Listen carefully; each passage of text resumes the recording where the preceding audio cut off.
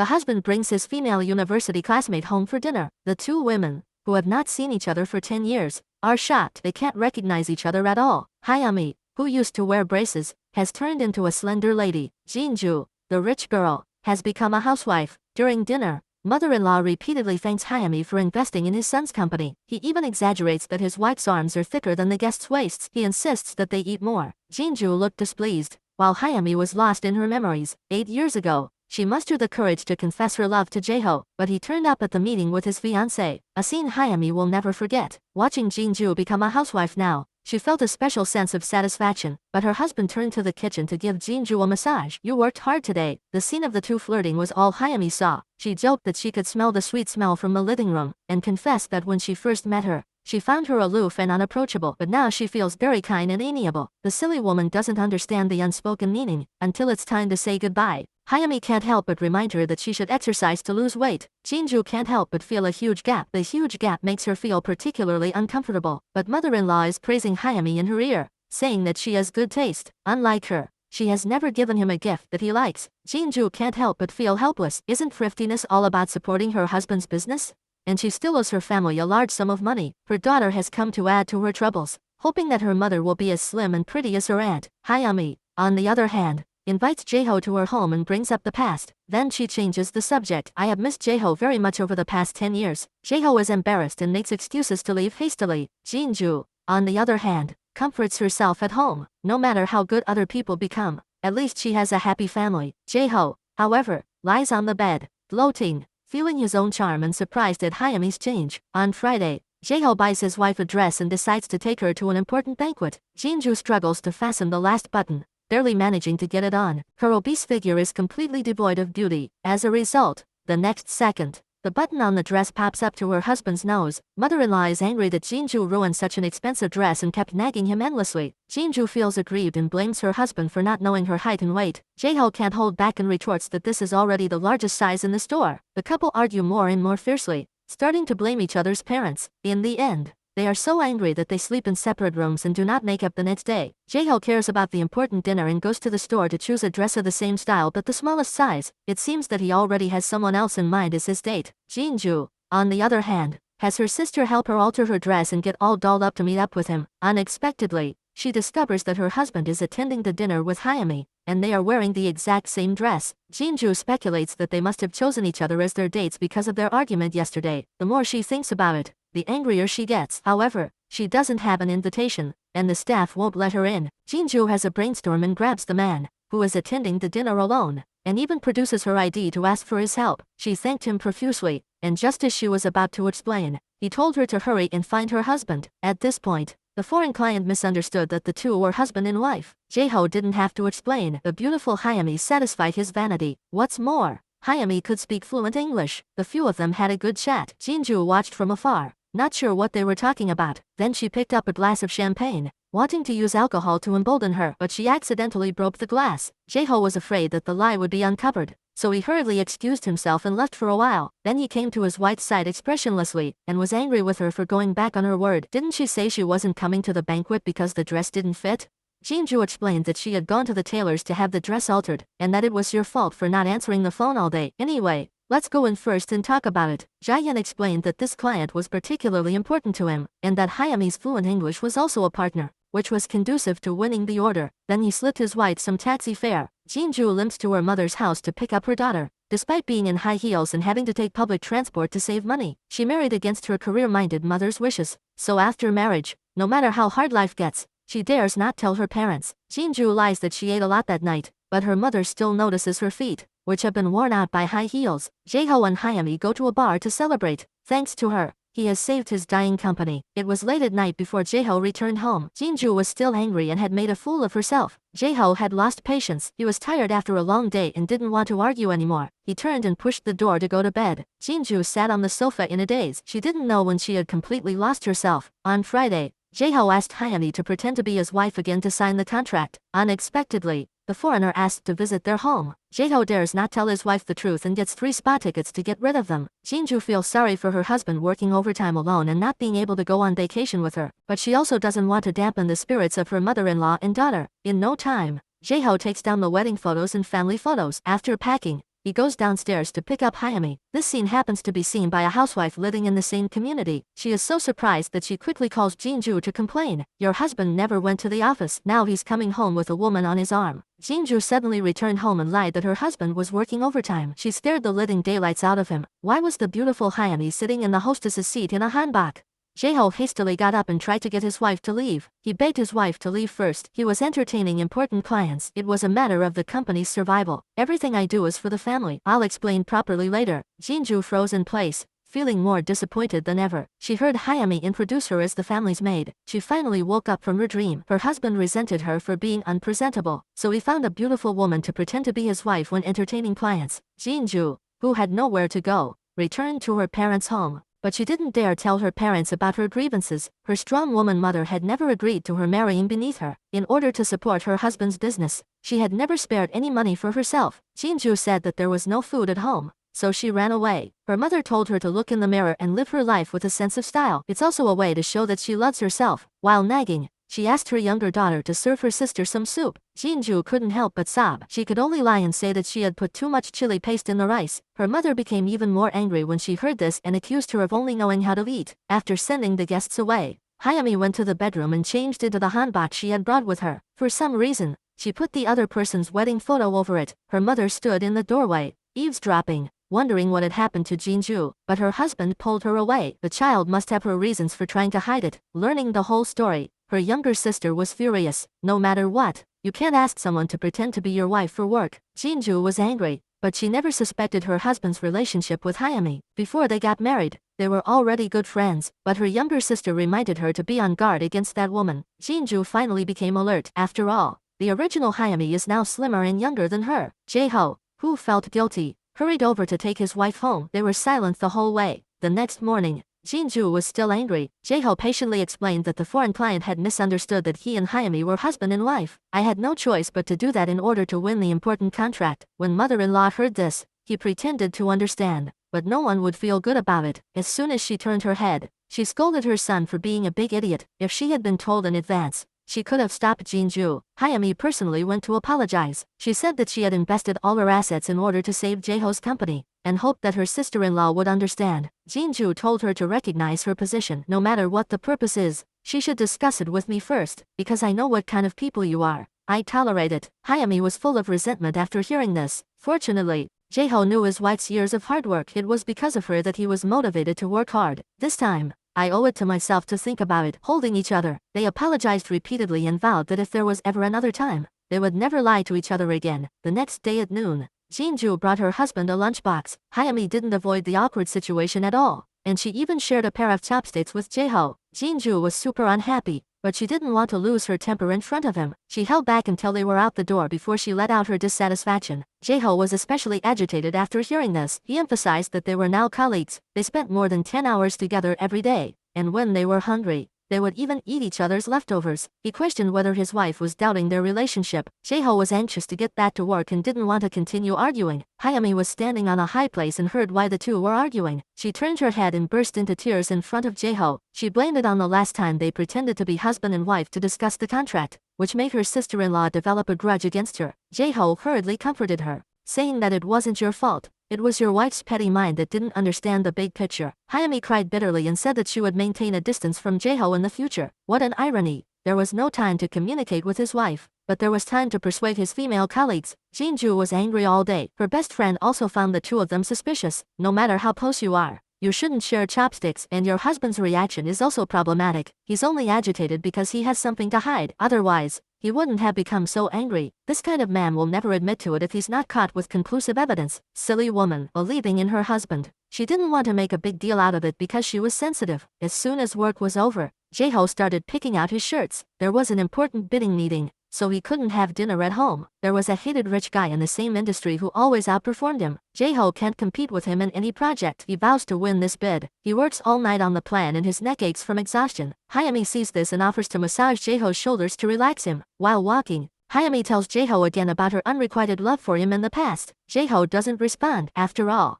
the Hayami from before has become a charming beauty. He quickly makes an excuse and rushes home. He then gently covers his wife's quilt. Unconsciously, he reveals a guilty look. His heart seems to be torn. Jinju can't feel her husband's struggle at all. Before going to work, she habitually holds his space. After 10 years of marriage, she still can't get enough of her husband, but he is caught up in fantasies. In fact, Jaeho's current company was started with the initial capital from his mother-in-law. Unfortunately, he is incompetent and often teeters on the brink of bankruptcy. My mother gave Jinju some money to let her choose a few decent clothes. After buying them, she must bring back the receipts. Jinju has set her sights on a red dress. The expensive price makes her hesitate. She couldn't resist and went to the men's section to pick out a shirt. Jaeho wanted to thank Hayami for her investment and give her a present. Coincidentally, Hayami also liked the red dress. The three walked out of the mall one after the other. Jinju suddenly remembered that she had forgotten to get the gift voucher, so she turned around and saw her husband's back. She thought she was seeing things. How could her husband be outside the mall at this time? She was in a daze when she was suddenly bumped.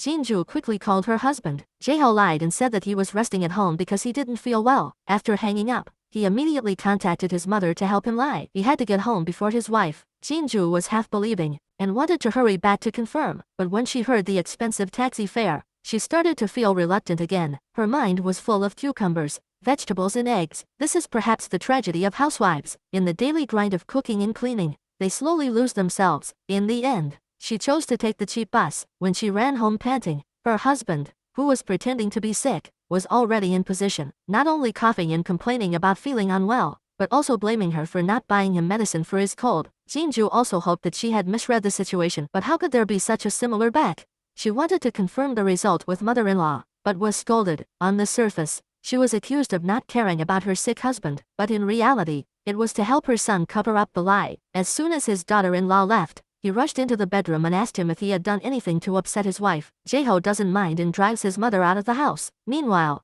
Hayami is waiting for Jaeho to celebrate her birthday in the dining room. The red dress she is wearing is also a gift from Jaeho. After solving the problem, Jaeho rushes to the dining room. He is tired and sweating, and thinks that he cannot break his promise. The heartless guy doesn't know that his wife is at home making soup for him. The familiar back view lingers in Jinju's mind. The silly woman would rather suspect that her myopia has increased than believe that her husband would deliberately deceive her. Hayami, on the other hand, took today's events as a joke and wondered how Jaeho had managed to get away with it. Jaeho knew his wife too well. He would never take a taxi except in the event of a natural disaster. How sad. Jinju had saved and scrimped, but all she got in return was her husband calling her a miser in front of another woman. He had time to celebrate someone else's birthday with an expensive Western meal, but no energy to spend on his wife. It was very late before Jinju waited for her husband back. She felt sorry for him, as he had to go to work even though he was sick. She had no idea that he had long since grown tired of holding hands to sleep. The once beautiful face was now covered in freckles. The mother-in-law, who loved to look good, regularly went for facials and haircuts. He told the hairdresser to bring his daughter-in-law along next time. The old lady complained that Jinju was greedy and didn't care about her image at all. Unexpectedly, Jinju's mother heard all of this. The strong woman was furious and guessed that Jinju's allowance was being spent on her in-laws. If Jinju doesn't scrimp and save, do you have the means to maintain your appearance? The mother-in-law was unconvinced and claimed that he used the money his son earned. She belittled her daughter-in-law's contribution to nothing. Jinju's mother immediately angrily said, "If your son is so rich, why don't you pay me back?" That day, her daughter mistakenly thought that Jaeho's shirt had bloodstains on it and quickly showed it to Jinju. Obviously, it was the imprint of lipstick from her lips. Jinju immediately went to the bedroom and woke up her hungover husband to ask him what it was. Jaeho instantly sobered up and explained that he must have had a prank played on him by the hostesses when he was drinking with clients at the nightclub the night before. Jinju was skeptical and wanted to pursue the matter further, but Jaeho accused her of not being understanding. If it wasn't for the family, who would want to entertain every day? He knew his wife's weak points and once again muddled through with a few words. At noon, Jinju learns that her friend's marriage is in crisis. Her boyfriend often goes to the restaurant to spend money. She recently learned that it is actually a hotel. Jinju can't help but associate her husband's suspicious behavior with more than just a lipstick stain. After work, Jaeho accompanies Hayami to a bar for drinks. They are having a good time talking about the past and their dreams when the phone rings. Jaeho answers his wife's call impatiently, saying that he is working overtime at the office and won't be home for dinner. Hayami gives a strange expression. No one knows what she is thinking. Jinju was so distracted by her thoughts that she was about to do the laundry when she found an invoice from the restaurant in her husband's pocket. Recalling what her friend had said, she investigated and found out that the restaurant was a hotel. Jinju felt like she was suffering from hypochondria. and her heart was pounding with anxiety. Her best friend helped her come up with a plan and told her to set a trap. It was also a method she had learned online recently. The housewife took immediate action and secretly put a red thread in her sock. She could then wait until the evening to find out if what she feared had happened. Jae-ho was oblivious and put on the socks prepared for him, while Jin-ju secretly prayed that her beloved, who had been by her side for 10 years, would never betray her. The day was particularly excruciating. It wasn't until 11 o'clock at night that Jae-ho returned home. Jin-ju quickly took off her socks. The result was disappointing. The red thread was gone from both socks. She suppressed her excitement and asked her husband if he had been to the sauna today. He impatiently said that he didn't have the time for that. Jin-ju became more and more agitated as she scolded him, hating herself for living like a free nanny, taking money from her parents to support her husband's business, and saving and eating frugally for 10 years, not buying a single expensive piece of clothing. But this was just her imagination. She yelled at the socks, biting them with her teeth, because her best friend had reminded her that even if she found them, she should not get worked up and not catch him in the act. A man would never admit to it and would definitely make up all kinds of excuses to cover up his tracks. The silly woman still wanted to deceive herself, asking her best friend if there was another possibility, that her husband had felt unwell and had taken the red thread out himself. Just as she was trying to convince herself, she got a call from a friend, who said she had seen her husband go to a hotel with a woman. Immediately, she rushed out of the house and went to the address. The moment she got out of the car, her legs suddenly felt weak. It was as if the sky had collapsed. Jin-ju hoped that this was just a nightmare. She didn't know what to do. Her friend, who had been there before, told her to call the police directly. This kind of man must go to jail for a few days to sober up. Jin-ju was still hoping that her friend had made a mistake. She dialed the police number with trembling hands. She never imagined that the police station was working with the TD station to crack down on this particular industry. A large number of police officers arrived at the scene and soon arrested the man and woman suspected of committing a crime. Jin-ju was confused. She just wanted to catch her husband red-handed. To her disappointment, she really saw her husband's figure in the crowd. The couple looked at each other in utter surprise. Jin-ju was so disappointed that she directly started hitting her husband. While she was hitting him, she kept asking who the woman was. Jae-ho was really wrong this time. He was helping a client find a hotel. In order to get the order, he had to take responsibility. He turned his head and blamed his wife for ruining everything. He was forced to go into that hotel. The police asked the woman if she wanted to press charges. Jin-ju hesitated a little, but her husband scolded her for being a vicious woman. Wasn't she the one who worked so hard for this company? The couple argued endlessly. The police shouted to stop, and finally asked Jin-ju once more if she wanted to sue her husband. Jae-ho was sure that the soft-hearted Jin-ju would not sue, but the next second, Jin-ju said she wanted to sue. He roared in excitement, unable to believe that his wife, who loved him so much, would send him to prison. Jin-ju was determined to do as her best friend had said. She had to teach her husband a long lesson. A few moments later, a large group of reporters swarmed into the police station and snapped photos of the man. The foolish wife instinctively blocked in front of them, not wanting to ruin her husband's life and career because of this. The mother-in-law at home soon saw this news. After tossing and turning all night, Jin-ju walked out of the police station alone. Thinking back on what had happened recently, she felt a chill in her heart and resented her own weight. She had found a beautiful woman named Hayami to pretend to be her wife and receive clients. One scene after another came to mind and the lover she had once trusted so closely became so unfamiliar. Tears flowed uncontrollably. After hearing the whole story, mother-in-law did not comfort her, but instead shouted at her to go and bring my son back immediately. No matter how Jin-ju had dutifully served mother-in-law in the past, when it came down to it, she would always take the side of her son. She scolded her daughter-in-law for being vicious. Men will inevitably fool around in order to support their families. Can't you turn a blind eye?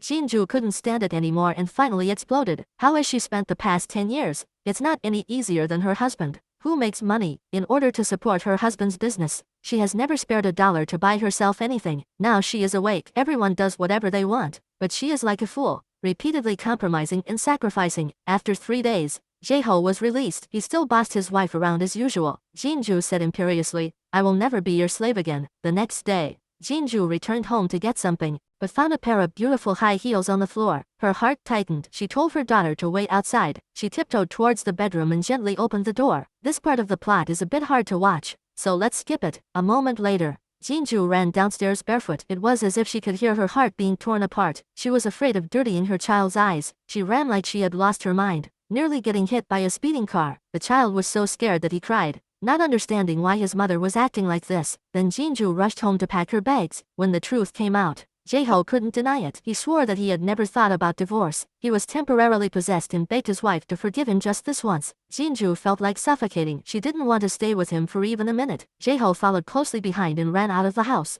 Watching Jin-ju get into the elevator and leave, he ran like crazy down the stairs. stopping after a few floors. Where else could she go but to her parents' house? Jinju felt like such a fool. For the past 10 years, she had lived for her husband and child. All her marriage had brought her was the fat on her body and freckles on her face. Tears were like dust, blowing about in the wind. Sad and lonely, she didn't know how to pass the time. Since giving birth to her daughter, she has never been able to watch a full movie, so Jinju took her big suitcase and walked into the movie theater. The men next to her were a little uncomfortable. It was obviously a comedy, and everyone was laughing. Jinju, however, was silently crying. Why didn't she choose a tragedy so she could cry out loud? After leaving the movie theater, the two people passed each other. The man felt that Jinju looked a little familiar, but he couldn't remember where he had seen her. The cold CEO felt a little curious and wanted to understand the female market. Why would a housewife cry while watching a comedy? The subordinate's words solved his confusion. It wasn't about watching the movie. It was about venting. A dark environment can make people cry their hearts out. It was late at night before Jae-ho plucked up the courage to go to his mother-in-law's house to find his wife. Jinju's mother had never liked this spineless son-in-law. After more than 8 years of starting a business, the company was teetering on the brink of collapse every day. Now it's even worse. Last week, he was even on TV because of a scandal. Naturally, Jae-ho dares not mention that his wife has left home. The frightened daughter keeps crying for her mother. Every night, it's always her mother who puts her to bed. Jinju, on the other hand, goes to the Jimjobang and plans to spend the night there. Jae-ho, who has done something bad, dreams that he is being judged by his mother-in-law. After a while, he is awakened by a nightmare. At this time, his daughter next to him has a high fever and starts talking nonsense. Jinju wants a divorce. Unexpectedly, the child was admitted to the emergency room after being left alone overnight. Jae-ho vows to sort everything out and return to the family. Jinju cries bitterly. In order to give her daughter a complete family, she compromises. On the way home, Jinju says nothing. No matter how cold and disappointed she is, the child is the most pitiful if she divorces impulsively. Looking at her sleeping little face, she can't help but cry again. Ukui finally wakes up. She understands the situation and says she doesn't hurt while wiping her mother's tears. Women will always compromise for their children at critical moments. But the heartbreaking scene has always lingered in Jinju's mind. Her best friend scolded her for being stupid, asking why she didn't take photos to leave evidence. She spent the whole afternoon with her. I heard that woman has already left the company. It seems that Lukui's father has really reflected on this time. Jinju decided to stay calm for a while and observe the situation. At this point, she still wants to protect her devastated marriage. Mother-in-law took his son into his room and left him with this evidence. From now on, Jinju will be able to control him. Just as the mother is, so is the son. He scolded his son for being a fool, for not being able to keep his wife, who is like a bear, from getting to him. He forced him to go and beg for forgiveness on his knees. After all is said and done, it's all Hayami's fault. I really want to pull out all of her hair. Jae-ho said that Hayami was not wrong to be sick, but that he was to blame. Turning around, he went back into the room to appease his wife, and said that he had already sorted everything out and that he would never see Hayami again. Jae-ho, who had done wrong, slept on the floor. He also knew that he had wronged his wife, so he got up and wrote an apology letter to his wife. This was a trick he had been used to for 10 years. If it were in the past, Jinju would have been deeply moved, but now she only felt sarcastic. There was not the slightest ripple in her heart. Once a couple loses trust, love will slowly deteriorate. Subsequently, Jinju found her husband's love nest outside according to the address. The bathroom was filled with Jae-ho's personal belongings, and Jinju's previously calm heart once again turned upside down. No matter how hard she tried to stay calm, her body betrayed her. Jae-ho didn't want to sleep on the floor anymore, so he touched his wife lightly, but she pushed him to the ground. The guilty party began to rack his brains to please his wife, and kept serving her food at the dinner table. Jae-ho, on the other hand, couldn't help but reminisce about the sweet times he had with Hayami. On the weekend, the frugal Jinju decides to splurge. She tries on a red dress and decides to buy it, waiting to wear it when she loses weight. Her best friend advises Jinju to always leave the door open and to prepare for the worst. Her husband gets drunk every night. Jinju keeps putting up with it, not daring to risk a divorce. She is afraid of losing custody of her child and tries to forgive her husband. But Jae-ho takes advantage of his drunkenness to confess his feelings and says the words "let's get a divorce." It turns out that her husband's return to the family was only out of a sense of duty. What he said now was the truth from the heart. Jinju found it hard to accept. A few days ago, he even shed tears in repentance, desperately trying to keep her. What she hated was that her husband even shouted the woman's name in his sleep. Jinju's tears slipped from the corners of her eyes. She had hardly slept all night. She knew that there was no point in living a life just keeping up appearances, but she just couldn't accept it. Why was a 10-year marriage no match for a fleeting sense of novelty? When her husband left for work, she rummaged through all the shirts and smelled the scents on them. She didn't want to lose, but she was also afraid of losing her daughter. For the first time, she felt powerless. The more she gambled, the more panicked she became. At night, Jinju couldn't help but look through her husband's call history to find some clues. Unexpectedly, her husband, who said he was going to take a shower, suddenly came out looking for something. Her husband grabbed the phone and let her look at it as much as she wanted. Jinju was at her lowest ebb. The reason she did this was because she felt insecure. Her husband felt suffocated and wanted to go out for some air. Jinju, however, cried and begged him. She had finally forgiven him even if he was drunk. He shouldn't have mentioned divorce. The husband said angrily, "I've thought about this for a long time, and I'm saying it, okay?" He grabbed his jacket and rushed out the door. He ran downstairs and regretted it, cursing himself for being such an asshole for saying those things. Mother-in-law was awakened by the sound of the quarrel. Seeing Jinju's tears, he guessed that she would not scold her son, but instead persuade Jinju to apologize, and that she would seize her husband's heart. Jinju was not convinced. It wasn't like she was the one who made the mistake, so why should she keep swallowing her anger? The next day, mother-in-law met Jinju's parents on the street and was preparing to buy a little facade house. She was very dissatisfied, so rich, but they refused to help their son-in-law through the business crisis. That's what an ungrateful person is like. They are insatiable. She forgot that the company her son started was funded by Jinju's parents. Mother-in-law went home and started acting weird. Jinju had no interest in listening to this nonsense. Then she rummaged through the photo album. She didn't know when she had lost herself. Once, in Jaeho's eyes, there was only her when they were in love. She wanted to give him the stars in the sky. She didn't come home that night. Her husband didn't give any explanation. His indifferent attitude made it seem like Jinju was the guilty party. Jinju couldn't stand it anymore. She yelled at her husband, calling him an asshole. Jaeho, however, accused his wife, saying, "You're the one who turned me into this." Facing someone who had changed their mind, Jinju didn't want to compromise anymore. She could divorce him, but the daughter had to stay with her. She had to get every last penny of alimony, so she slapped her husband. Jaeho screamed in pain. She said her hand was as strong as a pot lid. Jinju no longer wanted to be the big fool who lived for her husband. She raised her fist and wanted to give her husband one last gift. Jaeho was terrified, thinking she was going to hit him again. "Can't we part on good terms?" Unexpectedly, Jinju took off her wedding ring. She drew up the divorce agreement and was about to sign and seal it for him. Then she went to her daughter's room. She really had done her best. She was sorry that she could not give her a complete home, but she would try to make you happy. Jaeho decided to give Jinju the new apartment. When her mother heard this, she strongly objected. She had longed for that big house for a long time. Jaeho told her mother to face the facts. If it had not been for her mother-in-law's company, the company would have gone bankrupt years ago. What's more, she was the one at fault. Going to court would not do us any good. Mother selfishly scolded and cursed. No matter what, the granddaughter is still part of the family. Now Jinju can no longer hide the truth from her parents and confesses the reason for the divorce. Mom is furious. The one who made the mistake is still leading the divorce. She wants to hire a lawyer to make the guy lose his reputation and leave with nothing. Jinju just wants to end the lawsuit as soon as possible. It will only make her more miserable and her child a laughingstock. Mom can't swallow this insult and then comes to Jaeho as a creditor to settle the score. She picks up the president's sign and sarcastically says, "This is a good position, isn't it? Who gave you the money to start the company, and who lent you money many times to help you get through the crisis?" Jinju's mother became more and more angry as she spoke, scolding the other person as an ungrateful white-eyed wolf. The other employees sensibly left. She demanded that Jaeho immediately repay the money and pay a lump sum for Jinju's consolation money and child support. Jaeho made an impatient expression. The company has been in a state of loss. Apart from that new apartment, he really has nothing left. He was also angry that his mother-in-law had come here to cause trouble and humiliate him. His mother-in-law was not used to being treated like this. She grabbed him by the hair. Her mother-in-law, who was also a man, begged Jaeho to change his mind. Knowing that his daughter loved the other man deeply, he had been smiling the whole time over the past 10 years. "Your wife is the person in the world you should cherish most. Don't wait until you lose her." Jinju rushed to the restaurant upon hearing the news. She witnessed her father pleading with Jaeho for her. It made her feel very uncomfortable. The couple looked at each other without saying a word, and didn't say much when they parted. Back home, looking at her drunk father, Jinju remembered the rehearsal dinner for the wedding. Like a little child, her father had studied very hard. Afraid of making the slightest mistake, Jaeho urged his wife to sign the divorce agreement. He had done something bad, but didn't want his child to know, so he told Jinju to keep her mouth shut. Jinju sneered, hoping that the other party would never forget the harm he had caused her and her daughter. She held back her tears while Jaeho rushed to the bathroom to wash his face. Even though he was a little reluctant, he didn't dare show it. That day,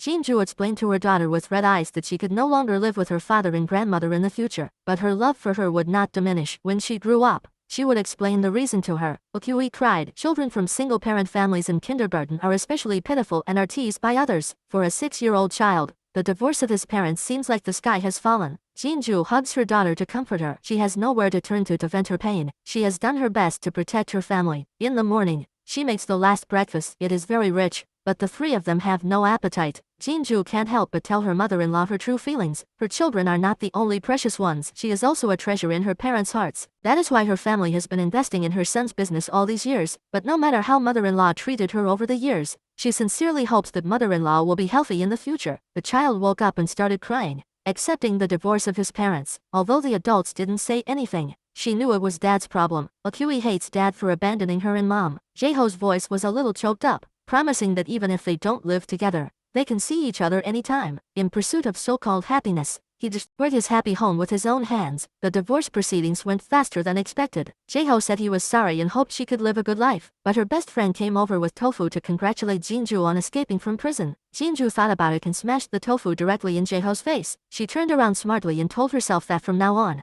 everything would be fine. Jinju was going to sell the apartment they had split up and buy a smaller one. She could only take her daughter and go to her parents' house first. Her father warmly welcomed them, but her mother had other plans. After this failed marriage, Jinju must learn to be independent. In the end, one can only rely on oneself. Her parents are getting old and can't keep helping her forever. Jaeho, who had thought he was relieved, was filled with despair. He went to his daughter's bedroom. The room, which had once been full of laughter, was now eerily quiet. Lying alone in the large bed at night, he couldn't tell what kind of feeling it was. Jaeho slept until 9 o'clock in the morning, scared and twitching. Jinju slept until she naturally woke up. No longer did she have to be on her guard and get up early to cook. In order to force her to become independent, her mother began to exert pressure. If you want to stay here forever, move out now. What?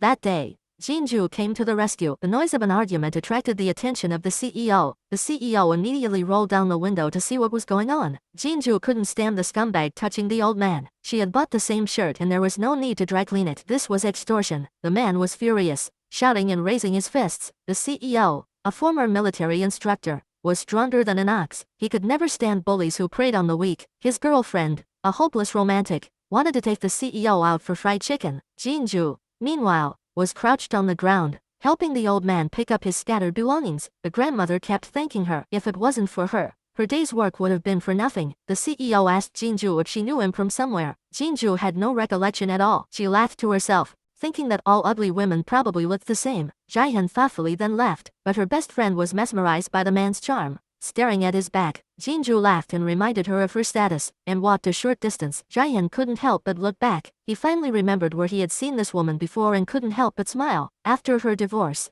Jinju decided to support herself. She wanted to sell her only apartment and open a small shop. Unexpectedly, her conversation with the agent was overheard by a malicious scammer. The next day, the scammer asked her out and lured her into buying a rundown shop by getting her to sign some papers. Jinju, who was out of touch with society, never would have thought that buying a shop through an agent could be such a big mistake. She foolishly paid the full price. Jaeho couldn't wait to propose to Hyami after their divorce. Ironically, he used the same old trick. He thought Hyami would be so moved by the gesture that she would fall for him all over again. Looking at the simple ring, Hyami was a bit put off. It wasn't until she saw the big diamond that she smiled and accepted the proposal. The next day, Jaeho called his ex-wife to pick up their daughter for dinner. Hyami heard and insisted on going with them. They wanted to see each other more often in the future and wanted to be closer to their child. Seeing her father, Kui, was especially happy. She was just wondering why the pretty aunt came to see her. Jaeho, of course, couldn't say it, and quickly changed the subject. Jinju was working at the fried chicken restaurant on a temporary basis. She didn't expect the president to bring his subordinates here for dinner. She asked,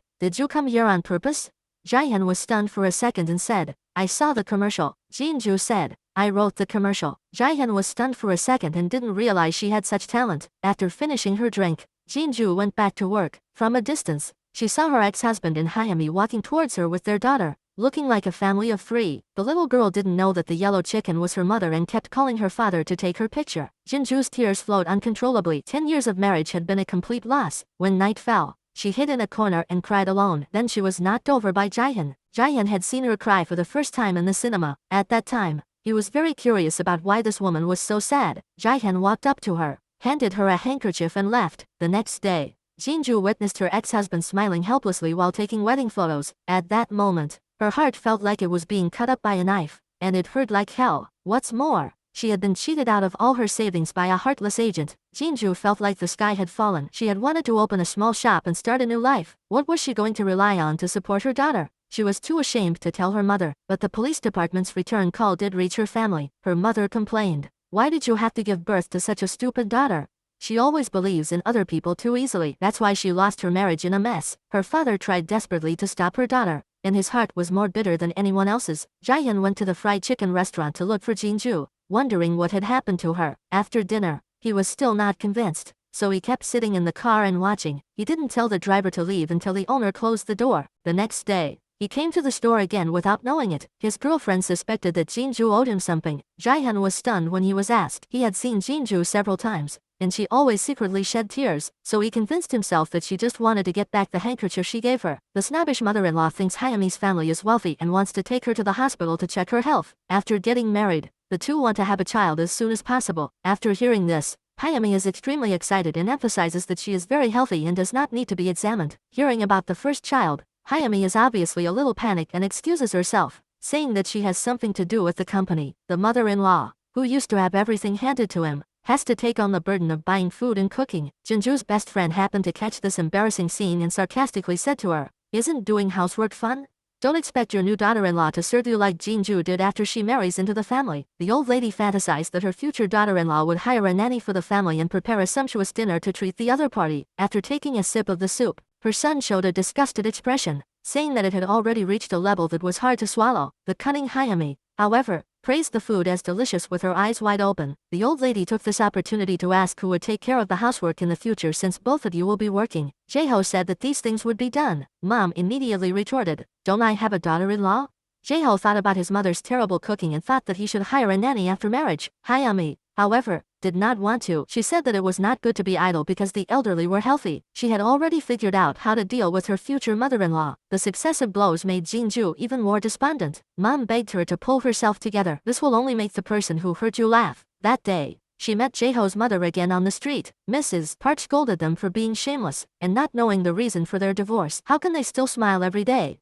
Jaeho's mother deliberately provoked the other party by saying that her son is about to get married again, and that his new daughter-in-law is beautiful and outstanding at work. Recently, the company has been doing very well. She mocked Jinju's bad luck. Mrs. Park was so angry that she dragged her daughter to a beauty clinic and wanted to give her liposuction and freckle removal. Jinju ran out of the house in excitement, and her mother chased after her, telling her not to worry about the money. Jinju felt her pride hurt and refused to get plastic surgery no matter what. Her mother told her to face reality. With a face full of freckles and a big fat body, it was no wonder that someone else took advantage of her. The scene of her ex-husband taking wedding photos kept playing in Jinju's mind. She had to admit that the woman was prettier and slimmer than herself. The successive blows made Jinju make a decision. She agreed to her mother's request and went for plastic surgery. Before she had children, everyone praised her for being beautiful, having a good figure and a good personality. Jinju was determined to lose weight, but it was not an easy task. After running for a while, she was so tired that she didn't want to move. Her daughter and mother took turns supervising her. At the end of the day, she was exhausted and sweating. The next morning when she went jogging, she unexpectedly met the man and woman. Jinju really wanted to walk away, but she couldn't. The two of them were wearing matching clothes, which was particularly glaring. Her ex-husband felt guilty and said hello and ran away. Hyami, however, stood there and said, "We're married now." She even had the nerve to ask Jinju for her blessing. Jinju couldn't help but turn around. The other person's proud posture made her heart ache. She fell into an obsessive weight loss mode. She didn't even eat dinner and went out to train. She didn't know that she was already sick inside. In the middle of the night, Jinju suddenly got up. Her mother heard the noise and opened the dining room door in surprise. Jinju was in a daze and didn't know what she was doing. She was a little discouraged. Even if she successfully lost weight, what would it be? Jaeho learns that his ex-wife has been cheated out of her inheritance. He is distracted all day, scolding Jinju for being a fool and worrying about her. In the evening, drunk, he asks his mother what to do. If he continues like this, he will suffer the consequences. Hyami is unhappy and says hello before leaving. Mother-in-law is shocked. He never imagined that his gentle daughter-in-law had such a fierce side. Mrs. Park hands Jinju a leaflet. The image of the perfect body and skin is all in one place. Jinju didn't have confidence and was afraid of wasting her mother's money again, but her daughter took out the piggy bank card and told her to come back when she's prettier. Ju hugged her sensible daughter and decided to try again. 3 months later, the newlyweds returned from their honeymoon. The snobbish mother-in-law received a small gift. She was dissatisfied in her heart. Before the wedding, she was given a designer backpack, but after the wedding, she was immediately downgraded and given a small wallet. After undergoing the devilish training, Jinju finally lost the fat. The stylist applied beautiful makeup for her. Jinju looked at herself in the mirror and felt incredible. Her daughter didn't even recognize her after her perfect transformation. Kiwi thought it was a strange ant and hid in the courtyard in fear. She only ran over excitedly after hearing the familiar password. This was the longest time the mother and daughter had been apart. Mrs. Park also came over upon hearing the sound, looking at her daughter, who had lost 40 kilograms.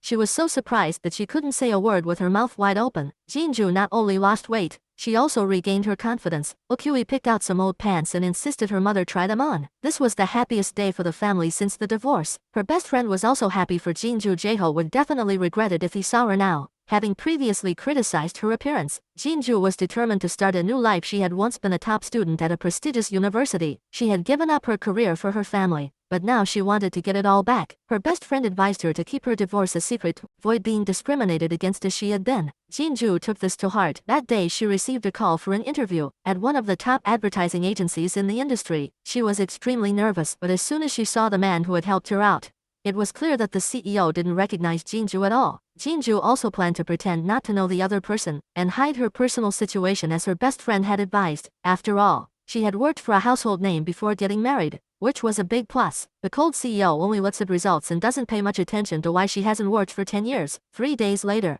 Jinju received a call about the job. When her mother saw her expression, she thought she had failed again. Her father quickly comforted her, saying that it was okay and there would be other opportunities in the future. Hearing that Jinju had passed the interview, her mother finally saw the light. She was glad that she had forced her daughter to go to training camp to improve her image. From now on, there would only be good things in their family. When she was happy, she met Jaeho's mother at the barber shop again. Mrs. Park deliberately raised her voice to praise her daughter for being hired by an outstanding company with advantages over thousands of others. Jaeho's mother showed a disdainful expression, not believing that Jinju had such strength, but she is having a hard time now. She has no face to mock others. Since her new daughter-in-law married in, she has never had a warm meal. Hayami uses being busy as an excuse to order takeout every day, trying to force her mother-in-law to do the housework. The old lady misses the cooking skills of her former daughter-in-law. At night, she rummages through the remaining kimchi. If only I had learned from Jinju before he was caught red-handed by his son. Jaeho also loves the kimchi his ex-wife makes. What is the secret to its delicious taste?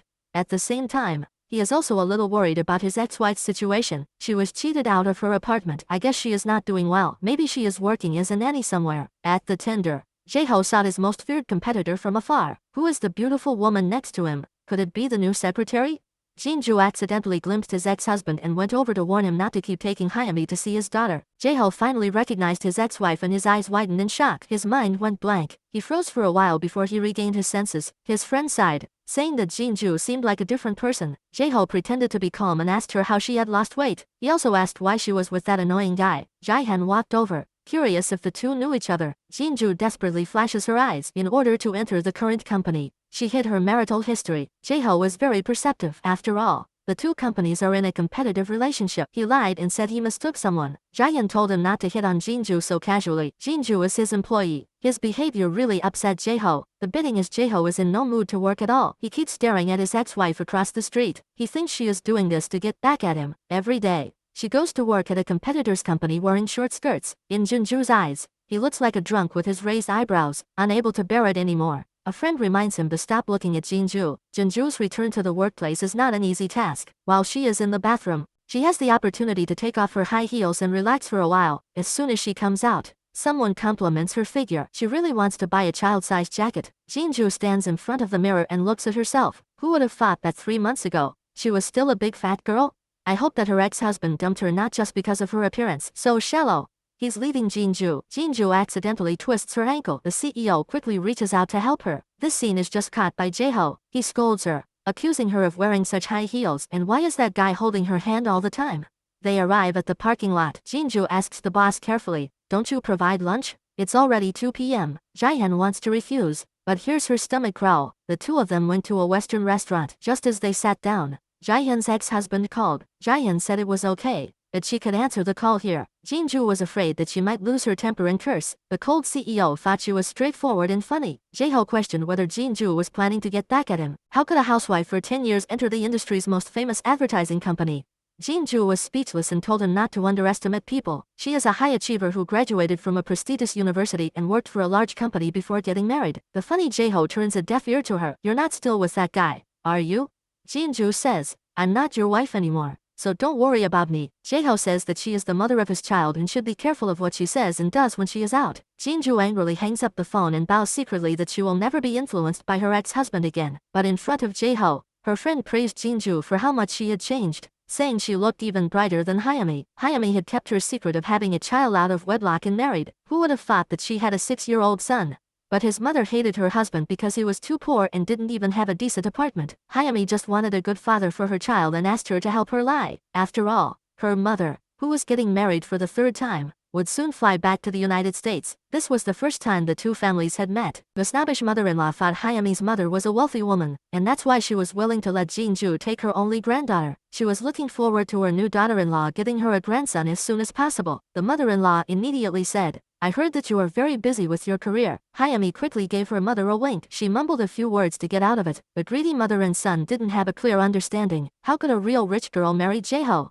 Hyami only married Jae-ho because she saw how good he was to his wife and children and she married him without any scruples. She wanted to wait until their relationship was more stable before telling her new husband this shocking secret. Unexpectedly, her younger brother suddenly received a job interview notice and had no time to help her look after her son. Hyami then hid the child in the office and reminded him not to forget their promise. She didn't expect Jae-ho to come back early. She was so scared that her face turned pale. After a moment of shock, she stuttered and introduced her nephew to the other person. Hyami dares not engage in too much conversation and makes excuses to take her son away. Jae-ho is puzzled and wonders why his wife is so nervous. When she returns home at night, Hyami finds the closet in a mess. Unlike Jin-ju, she is not resigned to her fate and directly confronts her mother-in-law. She tells him that in the future, she will not allow him to mess with her things and if he wants to borrow something, he must tell her in advance. Her mother-in-law dares only complain behind her back. At this time, she remembers the good qualities of her former daughter-in-law. The next day, Jae-ho again proposed to save expenses and compared his ex-wife. In the past, Okui's mother only needed 500,000 won per month for living expenses. Recently, there has been too much overspending. Hyami, who is so generous, of course, will not agree. Jae-ho explained the difficulties. Although the company has been doing well lately, there are still many loans that have not been paid off. Every month, he wants to give his daughter more education funds. Moreover, it is not easy for Jin-ju to raise the child alone. When problems arise, men always like to avoid them. He got up and went to sleep in another room. Hyami's younger brother then called to tell her that her child was sick and crying for his mother. At that moment, the mother and son were talking in the dining room and suddenly heard the sound of a door slamming. Jae-ho thought that his wife had left home in anger, so he quickly chased after her to the door. Since the other party did not have a mobile phone, he called Hyami's younger brother. The younger brother felt that he could not continue to hide the truth, so he simply told Jae-ho to come and pick her up. After Hyami learned this, she wanted to leave immediately. However, her son grabbed her hand. By this time, Jae-ho had already arrived at the door. Hyami came out in a panic, grabbed his arm and started walking. "Let's talk about this when we get home." Jae-ho was shocked when he heard his child call his wife mommy. Hyami's brother saw this and hurriedly picked up the child. Jae-ho was on the verge of collapse. For this woman, he abandoned his family. At this point, Hyami finally admitted that she had a 6-year-old son. Jae-ho questioned her. How could she do this to herself? Hyami said, "Does the past really matter?" The guilty woman argues desperately. "You're also in a second marriage and have a daughter, aren't you? What's the difference between the two of us? As long as we love each other sincerely, nothing else matters. Having a child out of wedlock was just a one-night mistake. The reason I hid it was because I was afraid of losing you." Jae-ho is distracted and wants to reconsider the relationship. Hyami cries bitterly. In order to find a good father for her son, she is willing to destroy someone else's family. As expected, the more selfish a person is, the more they like to pretend to be aggrieved. Jae-ho arrives at his ex-wife's house without knowing it, and sees his daughter pestering her grandfather for ice cream. After the divorce, Jin-ju is no longer the housewife who lived only for her husband. Jae-ho regrets having abandoned his virtuous wife and adorable daughter. Hyami brazenly goes to work, thinking that Jae-ho would not dare to divorce her lightly. After all, she has invested all her savings in his company. If she chooses to separate, she will immediately withdraw her investment. Then she changes her tough attitude and begs the other party to forgive her. She tries to accept that her son has been very miserable since he was young without a father. Jin-ju, on the other hand, threw herself into her work. She stayed up late and was a bit sleepy, so she amused herself by imitating her boss's swearing to keep herself awake. Unexpectedly,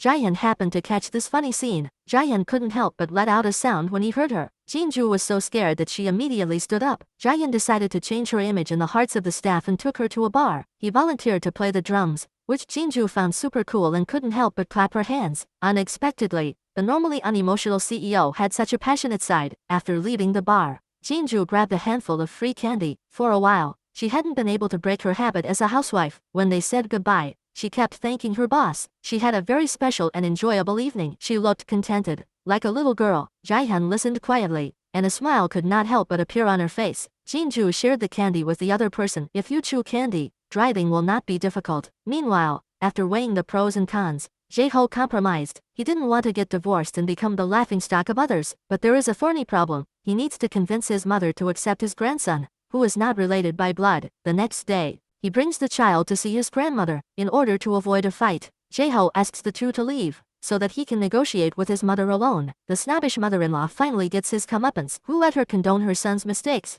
She lost her precious daughter-in-law like a piece of gold and picked up a fake gemstone. In the old man's heart, the unmarried mother is like a rat on the street. Jae-ho lied and said that he had known about it for a long time. The old lady almost fainted from anger. Jae-ho quickly helped his mother to the bedroom to rest. The old lady was still dizzy and kept calling for Hyami to come over. Hyami was ready for battle. As long as her husband stood by her side, she was not afraid of her mother-in-law's temper. After waiting for a few hours, she took the initiative to open the door and apologize. The old lady did not believe that her son had known from the beginning that she was an unwed mother. Her mother-in-law shouted hysterically at her to take the child and leave the house quickly. Hyami glared at her and shouted that this was a problem between husband and wife, and that unless her husband let her go, no one else had the right to tell her what to do. The old woman was furious but had no choice but to pick up her backpack and leave home. Wandering alone outside, she realized only after comparing that filial Jinju was so kind, and never spoke back, always smiling and keeping her company. At the time, she was not satisfied. The old woman recalled the good deeds of her former daughter-in-law and tears flowed uncontrollably. Unexpectedly, Jinju happened to catch her in her disheveled state. The old lady was shocked by the change in her former daughter-in-law. She hadn't seen her for a few months and she had changed so much. She had lost at least 30 pounds. Although they had divorced,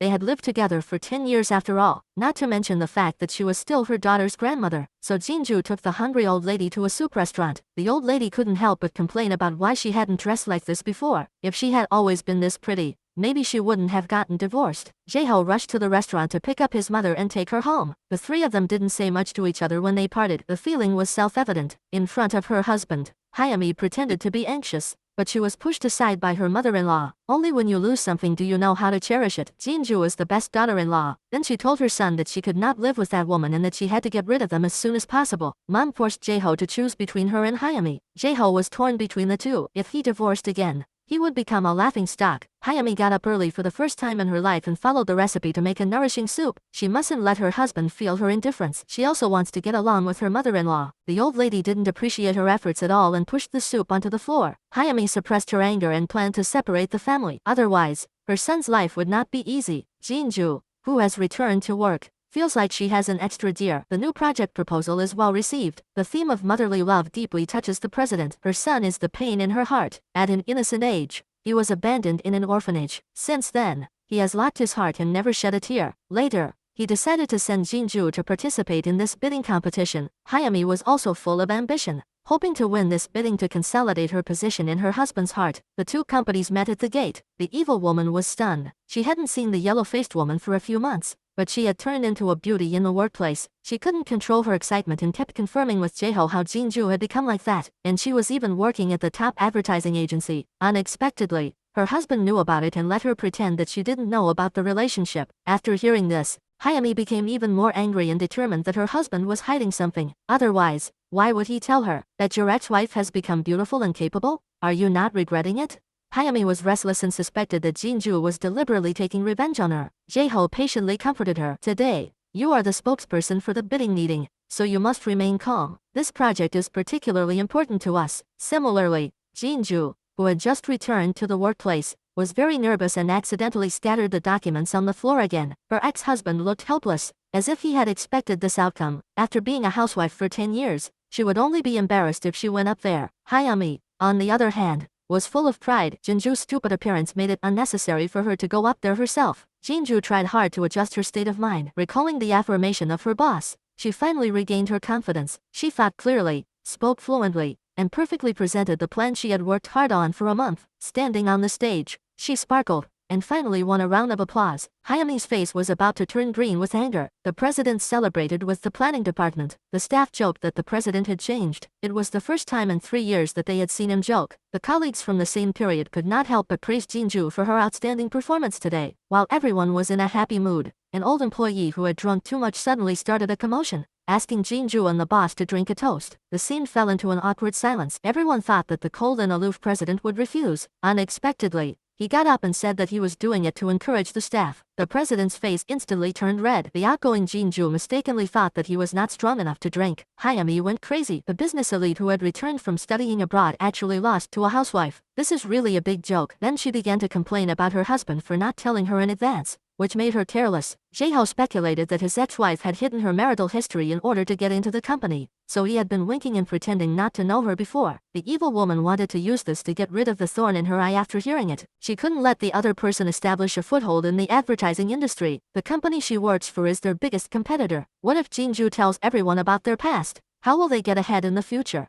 Jae-ho says that Jinju is not like that. She just wants a job. Hayami is extremely upset after hearing this. At the tender meeting earlier, you looked at your ex-wife in a way that was not innocent. Jae-ho turns his head away and doesn't answer. Hayami doesn't let up. The two end up arguing and breaking up. Jae-ho is already depressed and has no mood to comfort anyone. Let her think whatever she wants. As soon as she came out, she received a call from her daughter, who was crying for ice cream. Jae-ho was furious to learn that his ex-wife had not yet returned home. He called, but there was no answer. At this time, Jinju said goodbye to her colleagues and was about to leave alone. However, the CEO's car caught up with her and wanted to give her a ride. A moment later, Jae-ho arrived at his ex-wife's mother's house first with the ice cream. As he was about to make a phone call, he saw his ex-wife get out of the boss's car. Jinju sighed, saying that no one had driven her home in almost 10 years. Jaehyun was curious and asked if she had never had a boyfriend. Jinju stammered and lied, saying that she didn't want to get involved in a relationship. Jaehyun realized that his question was a bit abrupt and said goodbye and turned away. Jae-ho stared at the two of them, regretting not having heard their conversation. Then he walked up to his ex-wife and sarcastically said in a strange voice, and even asked Jinju to quit her current job. Why do you have to be a competitor with me?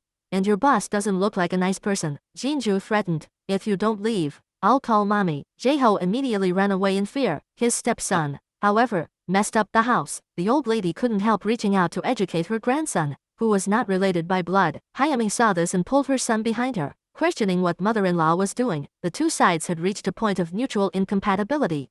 Mrs. Park and her husband enjoy their family life together. They spend every day with their precious granddaughter, Jinju, and share their joy. They win a 5 billion won advertising campaign. Mrs. Park is overjoyed. This is just like my own daughter. Her husband happily agrees. Jinju is just wonderful. Hayami, on the other hand, cries and complains to her mother-in-law that he beats her son and won't feed him. Jae-ho is caught in the middle and can only persuade his mother to treat the child as her own grandson. The old lady cannot accept the fact that she only has one granddaughter and forces him to hurry up and bring Utui back. Jae-ho begs his mother not to be a scoundrel. When his ex-wife agreed to the divorce, she agreed to give her custody. Now how can she take the child away from Jinju? The old lady wants her son and ex-daughter-in-law to get back together to get rid of the pests in the family. This is her wish. Back to the old days. The family of 4 lived happily. Hayami, who was standing in the living room, heard it clearly. In order to assert her sovereignty, she deliberately sent her son to Jinju's daughter's kindergarten. The neighbors were speechless. Aren't you afraid that the two children will meet? The best friend immediately told Jinju about this. Her daughter didn't know why her parents divorced, let alone that her father had remarried. There was also a stepbrother of similar age. Before Jinju could react, the other party called to arrange a meeting with her at a cafe. Facing the questioning, Hayami was unconcerned. Since she would be hit sooner or later, she might as well let her daughter get used to it sooner. Then she changed the subject and threatened Jinju to quit her current job. I heard that you hid your divorce and joined the company. I hope she will know not to get into trouble like before and leave again. Jinju didn't want to have anything to do with the couple, but she wouldn't run away either, because she was upright unlike someone who was hiding something. Hayami's face was about to distort with anger. She was unwilling to lose. The two children who went to school together did have a conflict. Grandma and Grandma rushed to the kindergarten one after the other. The old lady favored her own granddaughter and couldn't help but teach the little boy a lesson. Mrs. Park took the opportunity to vent her anger and mocked the other woman. She said sarcastically, "You really have a lot of luck with having a grandson this age. As the saying goes, good things come to those who wait." The old lady was speechless and could only watch as her granddaughter was picked up by Mrs. Park. As soon as she got home, Lukui called her mother in tears, not understanding why her new classmate was fighting with her for her father. Jinju was already upset, and her ex-husband came to persuade her to change jobs. He didn't want to become competitive with her. Don't think that just because your appearance has changed, Your personality will change too. You're stupid and can't read people's expressions. You're simply not suited to the advertising world. Jae-ho belittled his kind and simple ex-wife to no end. Jin-ju had vowed never to be sad about the past again, but tears flowed uncontrollably. Back at her company, she was scolded by her boss again. She was distracted at work. The project proposal was not well done. Don't let me down. Jin-ju bowed her head and apologized. Her ex-husband's words of discouragement kept ringing in her ears. The confidence she had regained was sinking again. She stood there in silence, crying. The boss glanced at her unintentionally. His heart trembled. The sight of her in tears was so familiar. He felt like he had seen her somewhere before, but he couldn't remember. Their eyes met. Jin-ju, who was in a daze, said sorry again and again as she was in the habit of doing. The CEO went to the roof. Jinju's pitiful eyes kept haunting him. Unexpectedly, the next day,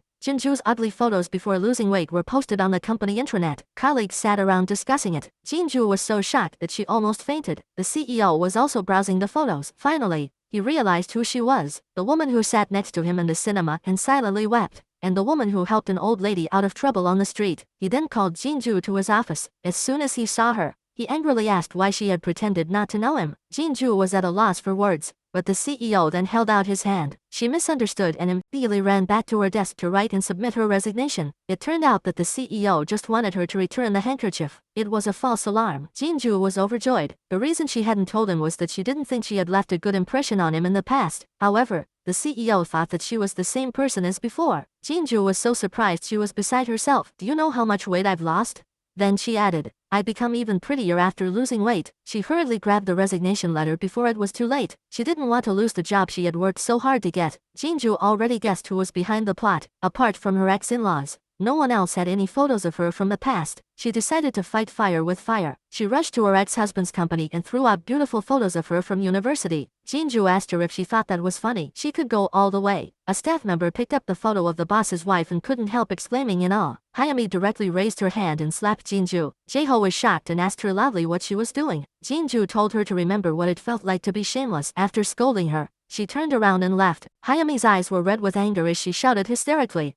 Jin-ju was no longer the meek housewife. Looking at her hand, she felt super satisfied. Humiliated Hayami cried all afternoon, calling Jin-ju crazy for falsely accusing a good person. She had never sent the photos. Jae-ho was half convinced. He trusted his ex-wife more than Hayami. And you hit first. Hayami became even more angry after hearing this, and asked Jae-ho why he doubted her. In order to hide the bad things she had done, she had to make her best friend take the blame. She jokingly said it was a prank. Jae-ho was particularly agitated, blaming his wife for making the wrong friends. Deep down, he didn't want Jin-ju to get hurt because of him. He was so angry that he slammed the steering wheel. He then went straight to his ex-mother-in-law's house to explain to her. Jin-ju refused to meet him and hung up her phone. The phone kept ringing, and she yelled angrily. Unexpectedly, the voice on the other end turned out to be her boss's. Jae-ho was hiding in the car and quietly observed the situation. Jin-ju returned the handkerchief and expressed her gratitude. The CEO, however, asked her to treat him to dinner. Jae-ho followed her to the restaurant and hid his face behind the menu. The CEO had a question he had always wanted to ask. Why did Jin-ju often cry alone?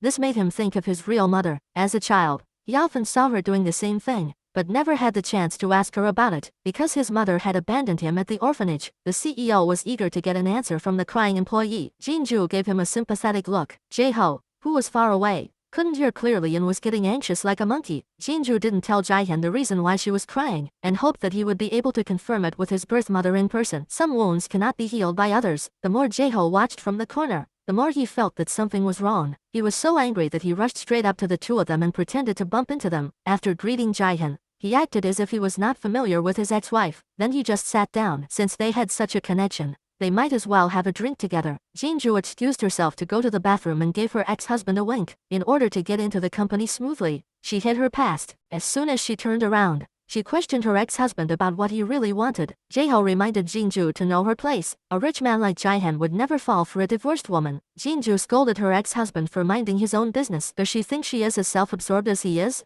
Jae-ho argued that he was just trying to be nice and advise her for the sake of their daughter. As a mother, she should be careful about her behavior. Jin-ju is speechless. Did you choose to get divorced for the sake of your child? Jae-ho is speechless and stunned. Jin-ju doesn't want to drink with her ex-husband and says she has to go because she has something to do. After listening to her, the CEO insists on walking her home, and Jae-ho follows her to the door. While waiting for the bus, she can't help but ask, "Are you guys really going home?"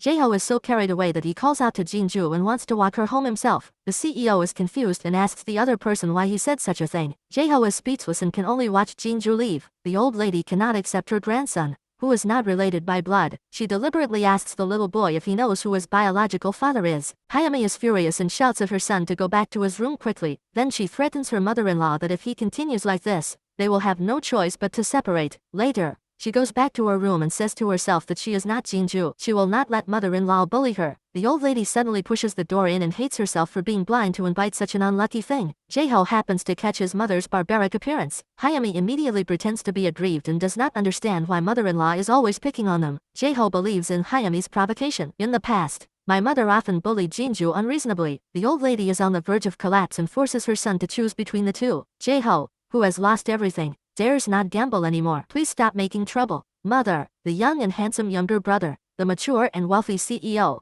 has fallen for Jin-ju. Jin-ju, however, is clueless and just thinks that her boss is a bit pitiful. She was abandoned by her mother when she was very young. Her best friend finds it funny. You can save money all your life, but you won't earn as much as someone else in one day. You should take care of yourself when you have the time. While the two of them were chatting and laughing, the drunk CEO suddenly called. Jin-ju rushed to the bar and tried to wake the drunk CEO up. Jae-hyun looked up and complained about why she was so late. If she had come a little earlier, it would have been better. Jin-ju finally realized that the other person was talking nonsense. She could empathize with the other person's heartache. It's really sad not to even have a drinking friend when you're sad. Jae-hyun suddenly looked up and asked Jin-ju why she came here. He completely forgot to call Jin-ju. It wasn't until he saw the call history that he realized his misbehavior. Jin-ju felt that he didn't drink well and should drink less in the future. Jae-hyun remained silent and cried bitterly. He really wanted to find someone to drink with. Jin-ju just wanted to hear stories because she knew that the boss needed someone to talk to, usually taciturn. Jae-hyun opened up for the first time. He once thought that having wealth and status would make him happy, but in the end,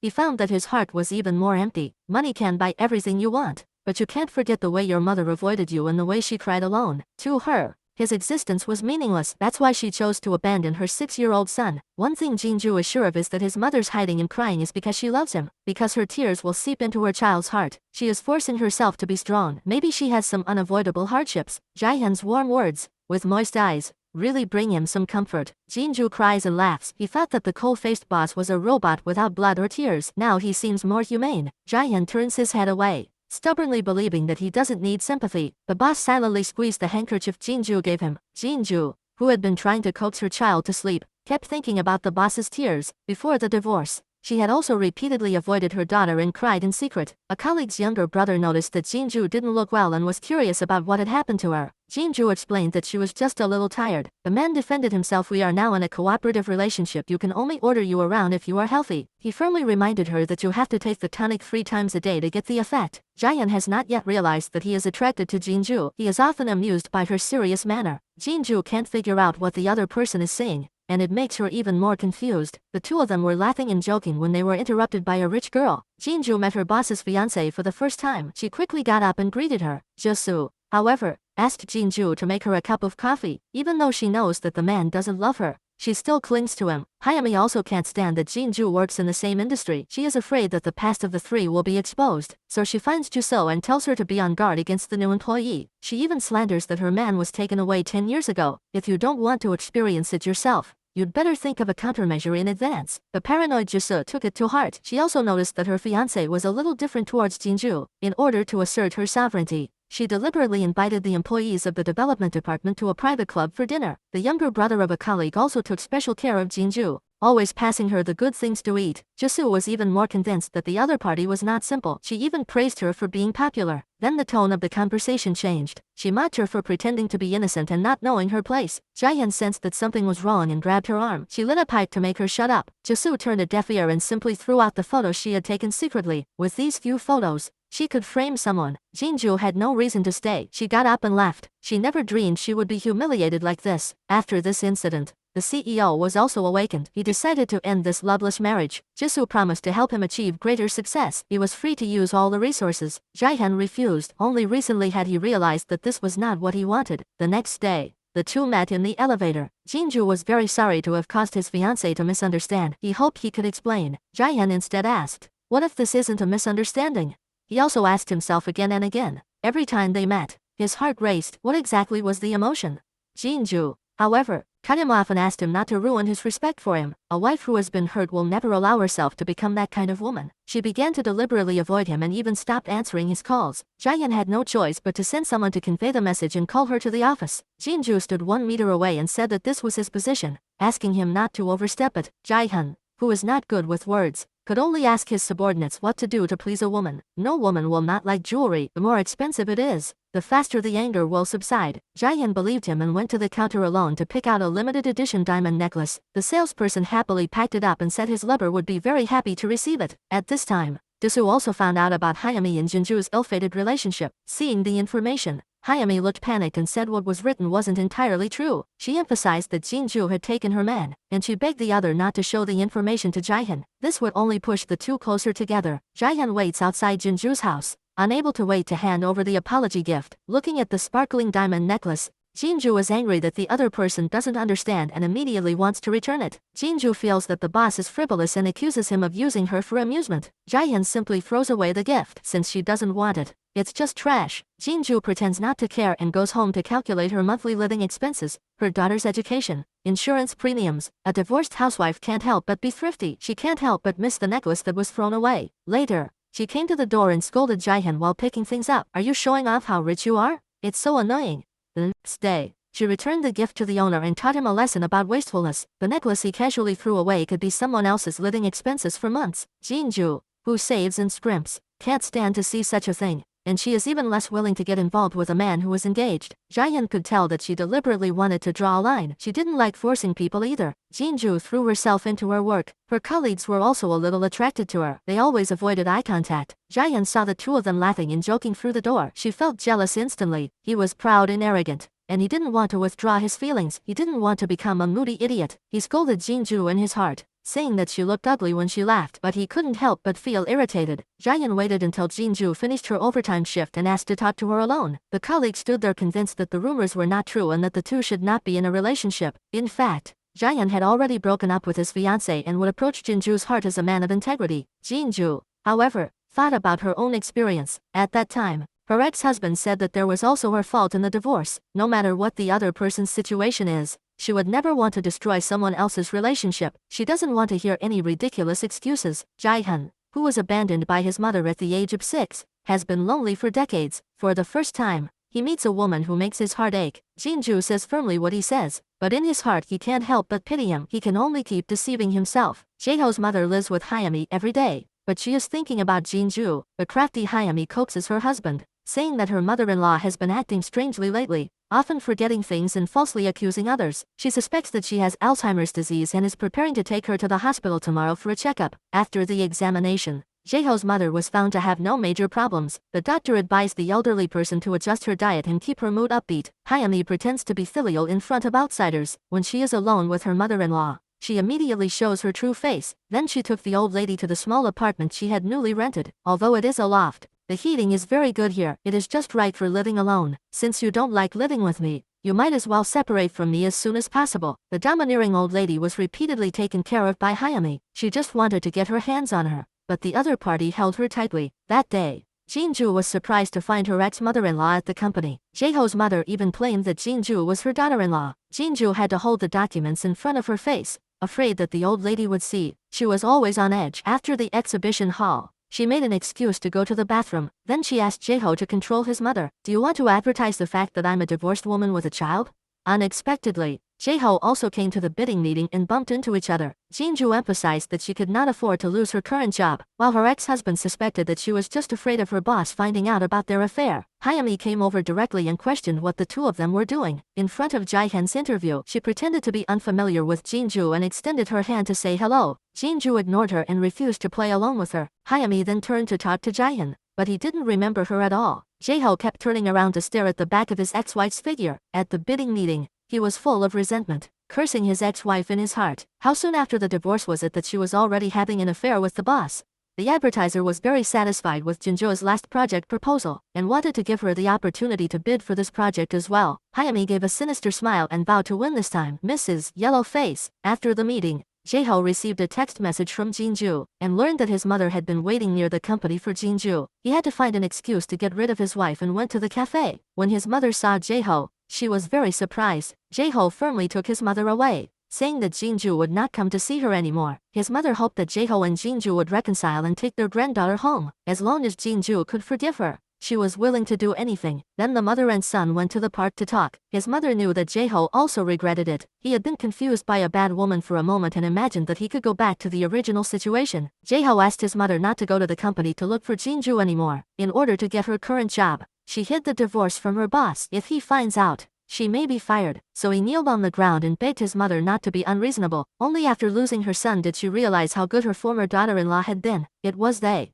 the mother and son, who had sinned. They had kicked the precious gem out of the house. After crying, the mother and Jae-ho returned home. The grandson, who was not related by blood, was like a thorn in the old woman's heart. After careful consideration, she finally relented and said she could try to accept her new daughter-in-law. Hayami was overjoyed to hear this and promised to live a good life. Unexpectedly, the old lady then imposed a harsh condition, asking her to send her son to his biological father's side. Hayami's face changed color and she said that the man didn't know about her son's existence. The old lady wouldn't relent and threatened to find the child's father. Jae-ho's eyes widened when he heard the two arguing. Jinju tried to help her colleague cover up, but the president suddenly appeared. The childish president even snatched the clothes from her hands. Jinju doesn't want to be the bad woman who ruins someone else's relationship, even if the engagement is broken off. She still can't accept it. Jaehyun turns a deaf ear to her. If you won't go out and talk, let's talk here. There's no choice. Jinju has to follow him to the coffee shop. 40-year-old Jaehyun has never really loved anyone before. He doesn't know how to express his love. Once he works mechanically every day, he experiences for the first time the feeling of being worried and anxious, facing a wealthy man with excellent conditions. Which woman can withstand it?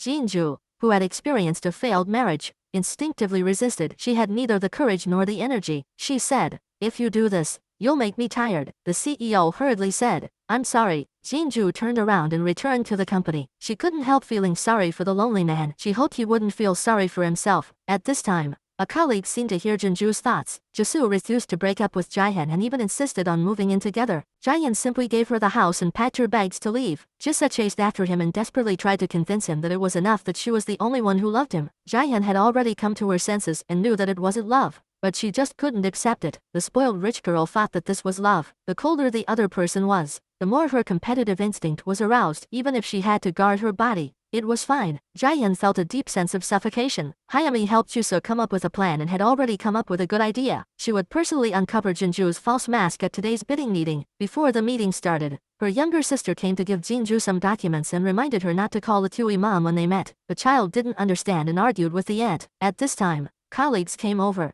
and Jinju became a little panicked. The colleagues mistakenly thought that Latui was Jinju's younger sister's child. Jinju looked at her daughter's disappointed eyes and felt particularly uncomfortable. She felt uneasy about her conscience and was about to speak up and confess everything. However, the president interrupted her and asked about other matters. Jinju had to adjust her emotions and wanted to wait until the end of the bidding meeting to talk about it. She played her stable advertising proposal and won full applause. But Hayami in the audience gave a sly smile, and then walked to the front of the stage and asked everyone there what the core of the advertising plan was. She thought it was trust and integrity. Then Hayami confronted Jinju about hiding the fact that she was divorced. She even publicly accused Jinju on behalf of the rich girl of interfering in other people's relationships. Jinju, humiliated, was speechless. She had indeed lied first and could only run out in a flustered state. Jae-ho didn't expect his current wife to be so vicious. He looked at Hayami angrily. The CEO kept his composure despite his churning emotions. He let the representative of the competition bring up the official topic. In the end, Hayami won the project as she wished. She was even happier to get rid of the thorn in her eye. Jae-ho, however, was furious and scolded his wife. It was terrible. The CEO was more depressed than anyone else. He hated himself for falling in love with a woman who lied. How could he not even dare to admit his own child?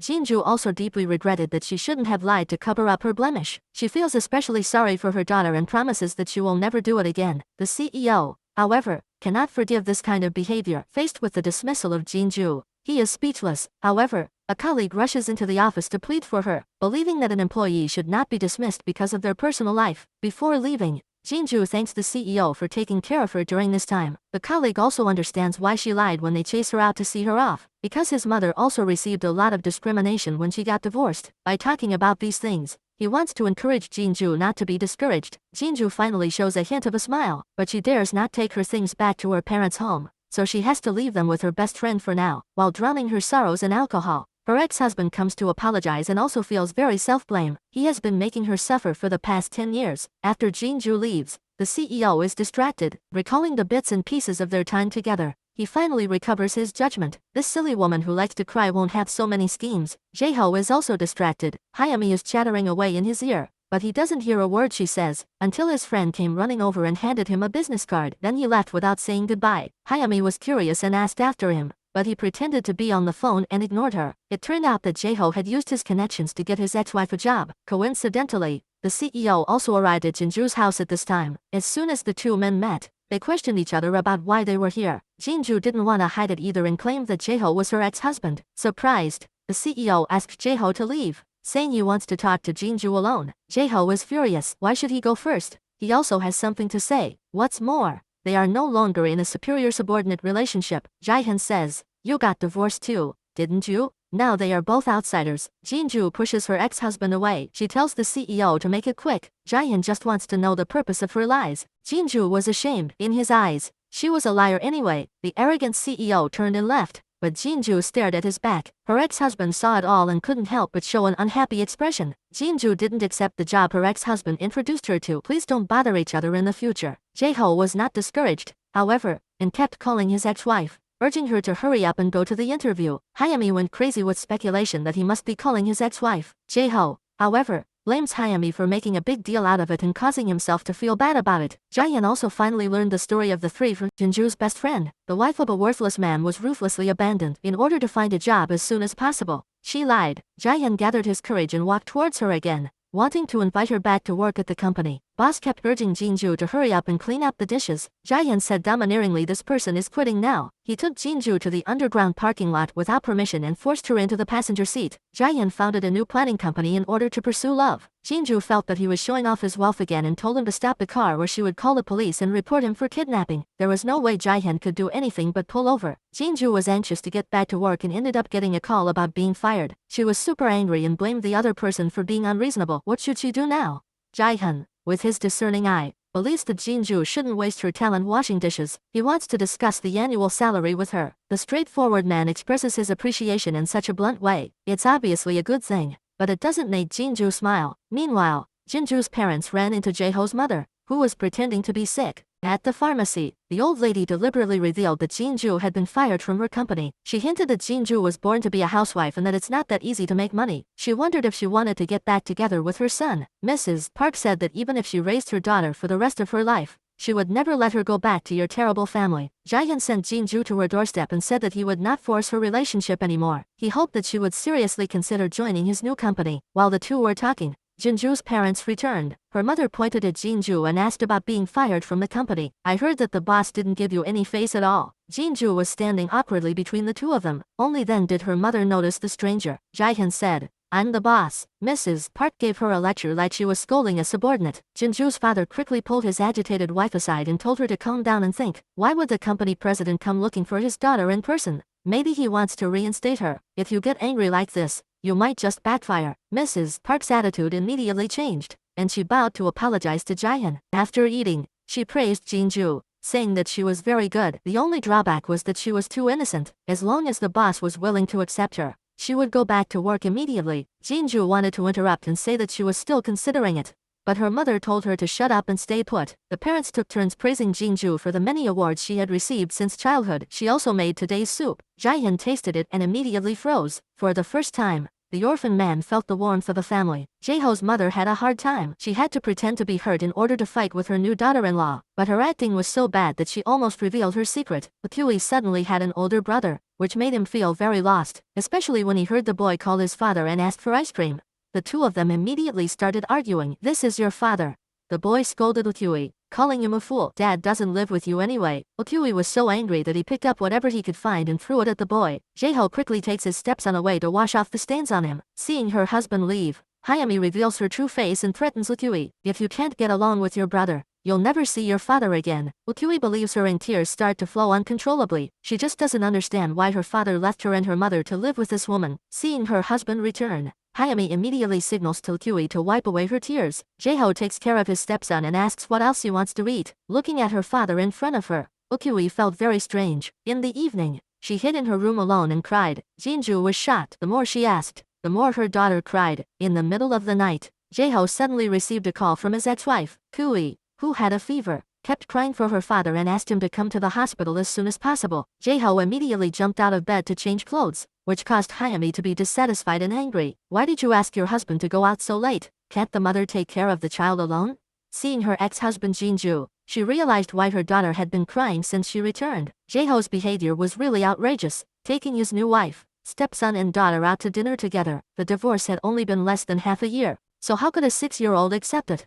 Jae-ho tried to argue that he didn't know things would turn out like this, and that he thought they were all family. What a mockery! He abandoned his wife and child for the sake of so-called love, and yet he still hoped that his child would happily accept him. Jin-ju questioned his qualifications as a father, and the doctor said that Lukyui's fever was caused by excessive stress. After waking up, Lukyui still had no appetite for dinner and sulked, saying that Jae-ho was not his father. While Jae-ho was comforting him patiently, Hyami pushed open the door and pretended to be concerned about Lukyui, asking if he was feeling better. The child was so scared that he clung to his mother. Jin-ju told her to get out, that she was not welcome here. Hyami's arrogance made her ask her sister why she was so sensitive. Could there be another woman?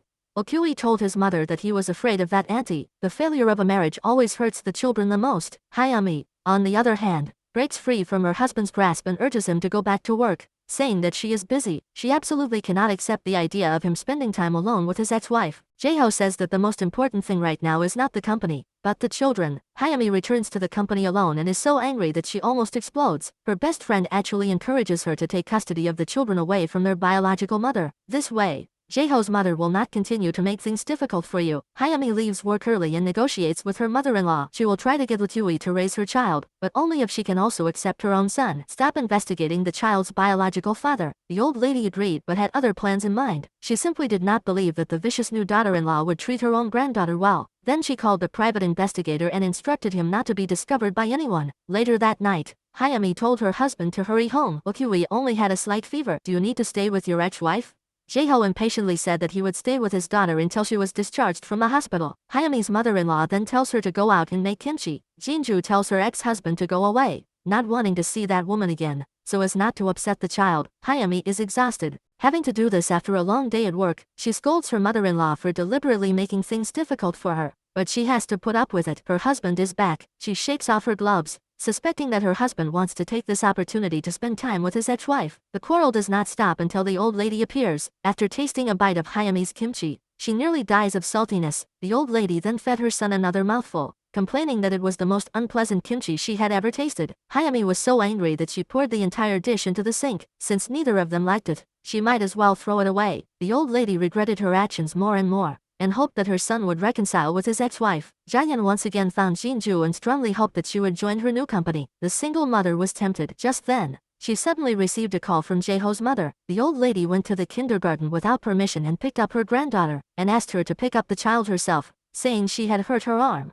Jin-ju knew her daughter was scared, so she had to hurry and take the child away before Hyami got off work. The old woman yelled at Jin-ju to keep her there, attracting her to the kitchen. Now she couldn't even hold a knife. After all, they had lived together for 10 years. The kind-hearted Jin-ju fell for it again and helped Jae-ho's mother make a big pot of kimchi. The old woman finally got to eat the food she had been craving. Hearing her son's voice made her even more excited. Jin-ju wants to take her daughter away quickly, but when she wakes up, Lukyui refuses to let go of her father. The old lady intercedes and asks the mother and daughter to spend some more time together. Unexpectedly, Hyami cancels her date for the day and returns home early. She storms into the bedroom and angrily asks Jin-ju what kind of trick she is playing. She also scolds her for shamelessly yearning for the past family. Jin-ju feels sarcastic. Why do you have to steal other people's lines? Think what you want. After saying that, she hugs her child and wants to leave, but her ex-husband wants to see her off. Hyami became even more furious when she saw this and scolded her husband for using their daughter as an excuse. The old lady grabbed the words and said that she was the one who called Jin-ju over. Her momentary excitement revealed the trick of pretending to have a broken bone. Hyami clearly remembered that mother-in-law's other arm was injured, so she immediately threw something at mother-in-law. Mother-in-law simply stopped pretending and left without the bandage. The next day, Hyami received an email and was scared out of her wits. Her husband asked her what was wrong, but she pretended to be calm, and then she ran to the lounge to open the letter. The bill for the debt she had incurred before the wedding had been sent to the company, and she panicked, not knowing who was threatening her. She was distracted all morning, and when she went out to eat, she met someone she hated. Jae-ho was also full of anger, angry that his ex-wife was walking with Jaehyun, and Jin-ju was too lazy to say anything and just walked past the two of them. Hyami was in no mood to care about these things. Jae-ho's mother has not given up on investigating her. According to the detective, Hayami's son's biological father is a scumbag. He married another woman without breaking up with her. But that's not the biggest news. After investigation, it was found that Hayami owed a huge debt. Distracted, Hayami received a call from her mother-in-law. Arrogant Hayami immediately changed her attitude and asked her mother-in-law not to get excited. The old lady directly asked her to quietly leave the house. I dare not tell my son for fear of his being hit. Jae-ho abandoned his wife and daughter for you. The result is heart-wrenching. Hayami promises to pay off the debt as soon as possible and begs her to give her some time. The old woman is infuriated. It's enough to have a child without a father, but to actually have a huge debt is a scourge. Hayami begs her mother-in-law to keep the secret. She will take care of it. The mother-in-law tells her to shut up and get out before Jae-ho returns. Hayami glared and growled. Half of the debt is invested in Jae-ho. If I move the money now, your son will also be finished. Please, old lady, pretend you don't hear anything and stay out of this. Mother-in-law was so emotional that he couldn't stand by and watch his son's life be ruined by her. After saying that, he got up and went to the living room to make a phone call. Hayami chased after him like crazy and threw the phone directly to the ground. She was hysterical and didn't think she was in the wrong. What's wrong with being in debt? She really wants to live a good life with her husband, and warns her mother-in-law not to mess with her. She is not as easy to bully as Jinju. The old woman raises her hand to hit her, but Hayami grabs her tightly. No one is watching, so Hayami can't take the beating for nothing. While fighting back, she threatens, if you dare to ruin my life, your son will be finished too. The irritated mother-in-law suddenly feels short of breath. He urges Hayami to go to the room and get his medicine for him. Hayami, however, stood still, hesitant, seeing that the old man was about to die. She ran to the bedroom and rummaged for the medicine, but she threatened her mother-in-law not to tell Jae-ho about her debts. The mother-in-law hurriedly promised to keep her secret. After taking the medicine bottle, the mother-in-law said again, our fates have already, you just wait to be kicked out of the house. In fact, Hayami gave her an empty medicine bottle. She could tell that her mother-in-law was determined. If that was the case, she would not blame him for being unrighteous. While the mother-in-law and daughter-in-law were fighting, Jae-ho accidentally bumped into his ex-wife. She got into the CEO's car. This made him super upset. For some reason, he followed her to a bar, while keeping an eye on her. He scolded Jinju for not paying attention to her manners as a mother. The CEO wanted to help Jinju relieve her stress. This time,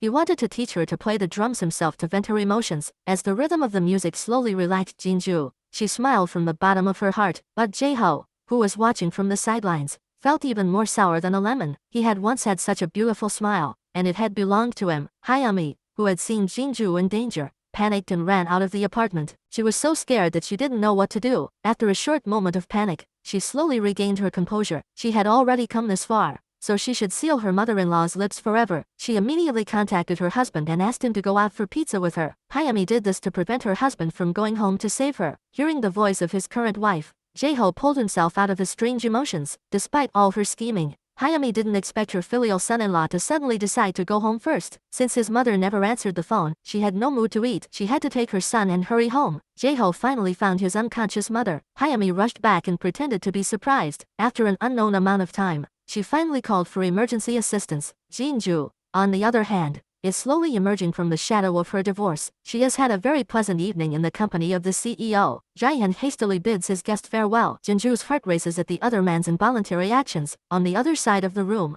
the old woman is still in critical condition after the rescue. She needs to be kept under observation. After a long night, Hayami whispers in her mother-in-law's ear, telling her not to blame herself. You brought this on yourself. Later that night, she seizes the opportunity to curse the old woman not to wake up. Even if she recovers, she will never be able to overcome herself. The doctor told the family to prepare themselves mentally. Jinju rushed over as soon as she heard the news, so her daughter could see her grandmother one last time. The kind-hearted woman burst into tears. After all, they had lived together for 10 years. She didn't want to say goodbye in this way. She begged the old woman to pull through, promising to forget all the resentment. But Kyui cried desperately, begging the old woman not to leave her. Hayami looked panicked, afraid that the bad thing she had done would be revealed. By the morning, the patient finally woke up. Jae-ho was overjoyed, but her mother's reaction was very strange. She said she was hungry. The doctor guessed that the old woman had suffered some kind of shock, which had caused mild cognitive impairment with symptoms such as memory loss. Hayami felt slightly relieved after hearing this. After being discharged from the hospital, the old woman yelled that she was thirsty and asked her son to bring her some water quickly. Hayami seized the opportunity to confirm whether her mother-in-law's memory was really unclear. It seemed that the old woman didn't remember her at all. She grabbed her son and asked who this woman was. Hayami walked out of the bedroom, thinking that even the heavens were helping her. No one would ever know her secret again. The old lady kept pestering her son to find her. Jinju saw her and rushed down crying.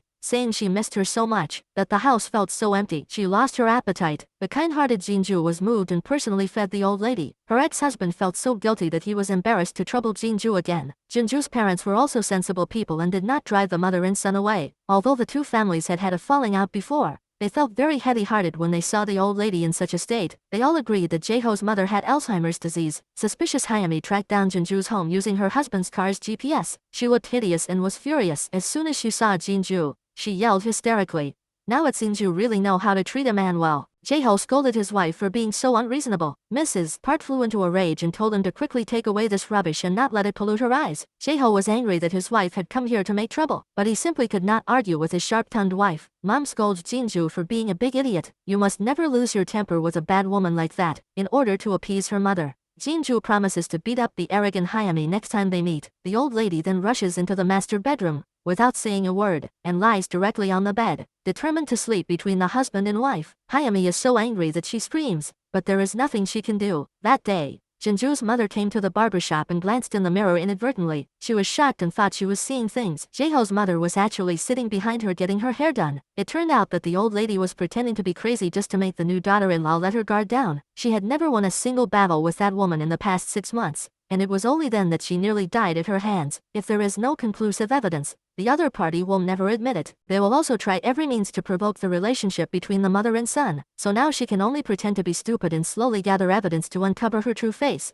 Jaeho's mother asked Mrs. Park to keep her secret, and not even Jinju could be told. That day, the CEO personally made Jinju a cup of coffee. However, an employee took the coffee from Jinju's hands and quickly stopped him. The CEO used word to get close to Jinju. Photos of them laughing and joking were secretly taken by a private investigator. Jisu was on the verge of collapse after seeing them. She was unwilling to lose to a woman who was almost 40 years old, so she called the other woman to her house and emphasized that Jaehyun was only temporarily attracted to her. Jaehyun is also a career-oriented man who will never give up better resources for love, and even allow himself to be the older wife and her the younger wife. Jinju feels ridiculous and finally understands why the two broke up. Hearing sarcastic words, the paranoid woman started to lose her temper again. Jinju didn't want to waste any more time and now felt even more pity for Jaehyun being entangled by such a crazy woman. The arrogant Jisoo had to grit her teeth and scheme again. The next day, she asked Hayami to come over and threatened her into helping her break up the two. Hayami finally realized who had sent her the debt bill at work. It was a secret she had kept from her husband. Jisoo said, I can help you settle that debt. The most important thing is that you know Jinju better than anyone else. But if you fail, your situation will become even more dire. Jaehyun,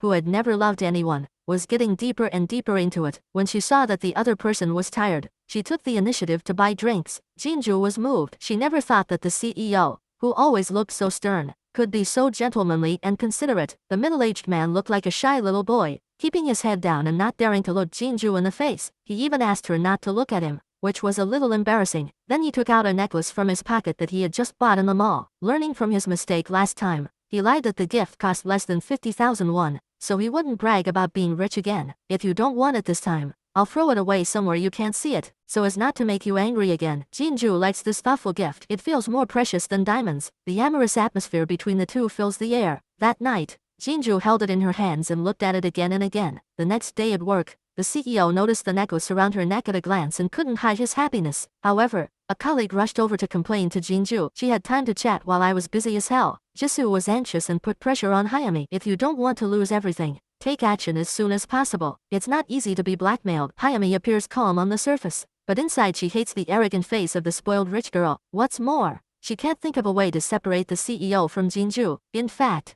Hayami's own younger brother is also in love with Jinju. A female colleague asks Miho what kind of person his ideal wife is. Miho immediately says that he likes kind women. While shopping, Jaehyun takes a glance at Jinju's feet and suddenly tells her to wait a moment. After a while, she bought a pair of flat shoes and directly asked Jinju to change them without any explanation. Jinju was shy and said that her feet were ugly. She noticed that the other person was sweating and unconsciously took out a handkerchief to wipe it for the other person. The relationship between the two gradually developed in a good direction. Hayami, however, waited outside the company hoping to talk to Jinju. Jaehyun couldn't understand why a woman who destroyed someone's family always appeared. If she had any shame, she wouldn't be so righteous. Jinju says she has nothing to fear because she is doing the right thing. The two then go to a cafe. Hayami threatens Jinju with leaving her current company. Jaehyun's ex-girlfriend is someone she can't mess with. Continuing will only drag the other person down and cause their career to plummet. Jinju is speechless. Even so, what does this have to do with you?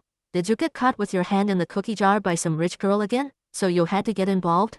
Hayami glares at her and warns her that if she doesn't listen, she will bear the consequences herself. That night, Hayami deliberately asked her brother, who was working overtime with Jinju, to leave, claiming that she didn't feel well. As soon as Miho left, the debt collectors arrived at the company's doorstep. At the same time, Jaeho called to say that he wanted to see his daughter at the weekend. After finishing her business, Jinju tried to hang up the phone, but the other party kept talking, reminiscing about the past. Just then, the debt collectors suddenly burst into the company. They threatened to go to the police if they were not paid. Fortunately, the two companies were very close to each other. Jaeho arrived in time and took a punch for Jinju. The debt collector left with a threat. Jinju already guessed who hired the thugs. She hastily packed her documents and told her ex-husband to mind his own business. Jaeho was angry and wanted to call Jaehyun to complain that he could not protect the safety of his staff. Jinju stopped him and finally told him who was threatening her. He was told to go home and ask his current wife, please, the couple, don't torture me anymore. Jaeho is worried about Jinju and follows her home from work. The mother-in-law, who is pretending to be dumb, sticks to Miho and tells him the truth he doesn't know. He scolds Hayami for being a bad woman who interferes in other people's relationships. Hayami tells her brother not to believe her rumors. Jaeho goes home in a rage and directly pulls his wife back to the room. Facing the questioning, Hayami of course won't admit it. Instead, she blames her husband for caring so much about Jinju. The couple's words were fierce, and the old lady took the opportunity to tell the truth. It was your sister who stole her love and drove her kind daughter-in-law away. Miho rushed directly into the bedroom and asked the other party why she did such a thing. He was so disappointed that he could no longer face his sister. Hayami chased after him and explained that her brother hadn't heard a word. Miho slammed the door and walked away. Hayami was on the verge of collapse. Her brother was the person she cared about the most. Immediately, Hayami rushed into her mother-in-law's bedroom and asked why he had to provoke our relationship. Jinju suddenly proposes to resign. The president is at a loss for words. Later, Jisa comes to the company and asks Jinju to make her a cup of coffee. Jaehyun tells Jinju not to listen to Jisoo. Jisoo sarcastically says that the person he likes is just like this, money-minded. He will immediately jump ship as soon as he is offered a little bait. Upon hearing this, Jaehyun directly calls Jinju to come and express his position face-to-face. No matter how much money that company offers, he is willing to double it. Jinju questions him if he is joking with him. Hearing words that bordered on a confession, Jisoo suppressed her anger. Ignoring the stares of the other employees, Jaehyun dragged Jinju to the office and wanted to know the real reason for his resignation. Jinju told a lie against his will, saying that his feelings were too heavy for him to bear, and that he didn't want to get involved in a complicated relationship. What's the difference between a stalker and a rich girl? Jaehyun's reddened eyes and sense of powerlessness broke Jisoo's heart. Jisoo was very satisfied with Hayami's help. Sure enough, she understood Jinju's weak points better. Hayami hopes she will fulfill her promise and help her pay off her debts. Jaeho overhears their conversation by accident. He is shocked to learn that his wife has teamed up with the rich girl to take on his ex-wife. When confronted, the cunning Hayami speaks glibly, saying that she was threatened by the rich girl. At the time, she had no choice but to borrow a large sum of money to save his company. She never intended to harm Jinju, but only to give her a little warning. She did this to protect their little family. Jaeho believed him, but he still couldn't accept the other person's good intentions. There were problems that should be faced together. Depressed, he went to drink with his brother, and happened to meet his ex-wife at the restaurant. He quietly sat at the next table and heard Jinju's words with his own ears. Jinju felt sorry for the president, who came from an orphanage. He had worked hard to achieve his current success. He was afraid that the table chairman would strike him down from heaven to hell, so he had no choice but to leave. Jaeho showed an unhappy expression. He wasn't in the mood to eat and got up and left. He can't accept that his ex-wife has fallen in love with someone else. This is outrageous. His friend tells him that he has no right to be angry. Jaeho ignores him and continues to complain. In his current position, he can't even wipe Jinju's tears away. Jaeho is deep in thought. Jinju's words pierce his heart and keep running through his mind. He knows that in the past 10 years, he has only brought her harm. After a struggle within himself, Jaeho finds his hated competitor and tells him the reason Jinju left. That stupid woman is crying somewhere. I wonder where. Jaehyun grabs his jacket and runs. In a hurry, he goes straight to Jinju's house. Mrs. Park is unaware of anything and says that her daughter has not yet finished work. She wonders why the boss is looking for someone at this hour. It's very late when Jinju turns on her phone and receives a call from her best friend. She then learns that the CEO is looking for her all over the world. Jinju returns home and learns from her mother that Jaehyun visited during the day. She panicked and ran back to her room, remembering what her best friend had relayed to her, that the other person would keep waiting for her to appear on that street. After a moment of hesitation, Jinju sprinted off, but she didn't see the familiar figure. Just as she felt relieved, Jaehyun appeared behind her, and then he took Jinju in his arms and held her tightly. The next day, the rich girl knelt on the ground and begged Jinju to give her back her ex-boyfriend. Jinju, who had been divorced, had experienced a similar situation and had begged like this before. Jinju couldn't stand the scene and hurriedly left. Jaehyun begged his ex-girlfriend to get up quickly. Jisoo cried hysterically, saying, "If you don't come back to me, I'll leave this world." Jaehyun simply knelt down and begged the other person to let him go. "Jinju can leave me, but I can't live without her." The images from the day kept lingering in her mind. Her daughter comforted Jinju, saying, "Don't think about it in a bad way. This will hurt mommy." After a night of thinking, Jinju decides to give the man some time to deal with the unresolved issues. Jaehyun finds Jisoo's father that day. Unexpectedly, Hyami is also there. Jaehyun waits until Hyami leaves before he gets into the topic. Jaehyun is clear that the chairman wants to use his power to defeat him, but he has fought alone until today. How can he not leave a way out before breaking up? Jaehyun says these things in the hope that the chairman will not interfere in the affairs of the younger generation. On the other side, Hyami finally realizes that someone is stalking her. She suddenly thinks that she has seen this man at home, so she went over to greet him and asked if he recognized her. After this incident, the cunning Hyami suspected that her mother-in-law was pretending to be crazy. That day, she bumped into her at Jinju's parents' house, which deepened her suspicions, so Hyami went to Jinju to test whether she knew anything. As they chatted, they got into an argument in front of the company gate. Miho was right behind them and finally knew whose marriage Hyami had ruined. He felt so guilty that he rushed to confront his sister. "Why didn't you tell me that Jinju was my brother-in-law's ex-wife?"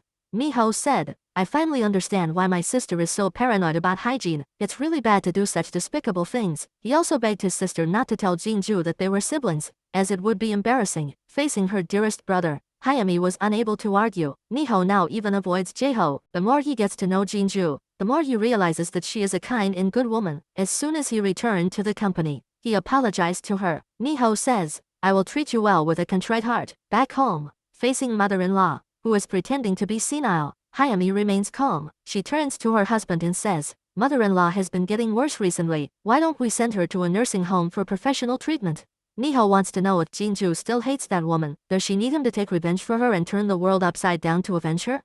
Jinju smiles. "If you hold on to the past, it means you haven't let go. If you think that fate has run its course, you can live a happy life." The more open-minded she is, the more Miho feels guilty and promises that no matter what happens in the future, he will always stand by her side. Just then, Jisoo calls and asks her to meet for the last time. She has to fly to Paris tomorrow. She finally wakes up. That proud man actually knelt in front of her. The ex-wife and boss stick together every day. Jaeho is full of resentment. Coincidentally, the two companies are going to collaborate on a project. Hyami spoke sarcastically. "I didn't expect my sister to come too." The air was filled with a strong smell of gunpowder. The four sat facing each other but each had their own thoughts. After the meeting was over, Jaeho couldn't help but ask about Jinju and Jaehyun's progress. "You don't know your place. You could get hurt." Jinju told him to mind his own business. It has nothing to do with him anyway. Back home, Hyami urges her husband to quickly send their senile mother-in-law to a nursing home. She wants to test whether her mother-in-law is faking his illness. Jaeho immediately explains to his mother that this is all for her health. The old lady once again loses to the cunning Hyami. She scolds her son for being such a fool,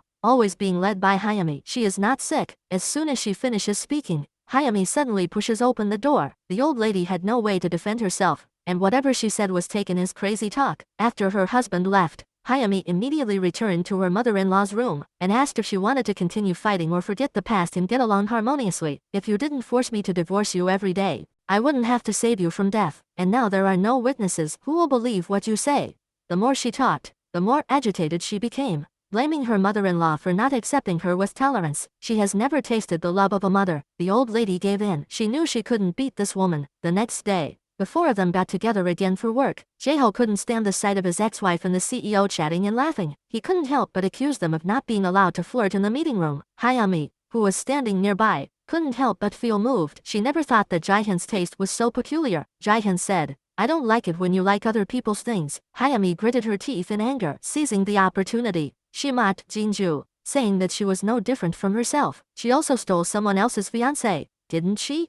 Jinju didn't bother arguing with her. She could think whatever she wanted. Jaeho was fooled by his wife. He lied to her, saying that he had just taken his mother-in-law to the hospital. The doctor confirmed that he didn't have Alzheimer's, but just a memory disorder. He could recover with some medication. The old lady looked like she had nothing to live for. She was at her wit's end with her crafty daughter-in-law. Hyami thought her lie was perfect. She didn't expect the neighbor to see her running out of the apartment in a panic on the day the old lady fainted. Hyami hastily tried to explain that the other person must have seen her wrong. At this time, a colleague who had stayed late for a midnight snack suddenly started talking about his first love. He made the CEO go first. Jaehyun looked at Jinju and said, "First loves have loud voices and ugly feet." Every day, They nag and tell others to eat well and sleep well. Jinju felt that he was satirizing her when she put herself in the same situation. Later, Jaehyun awkwardly explained that for him, the person who first gave their heart was their first love. Jinju couldn't help but laugh out loud. Jaehyun told her not to do so, otherwise he would think too much. The next day on their date, Jaehyun suddenly remembered what the expert in love affairs had said.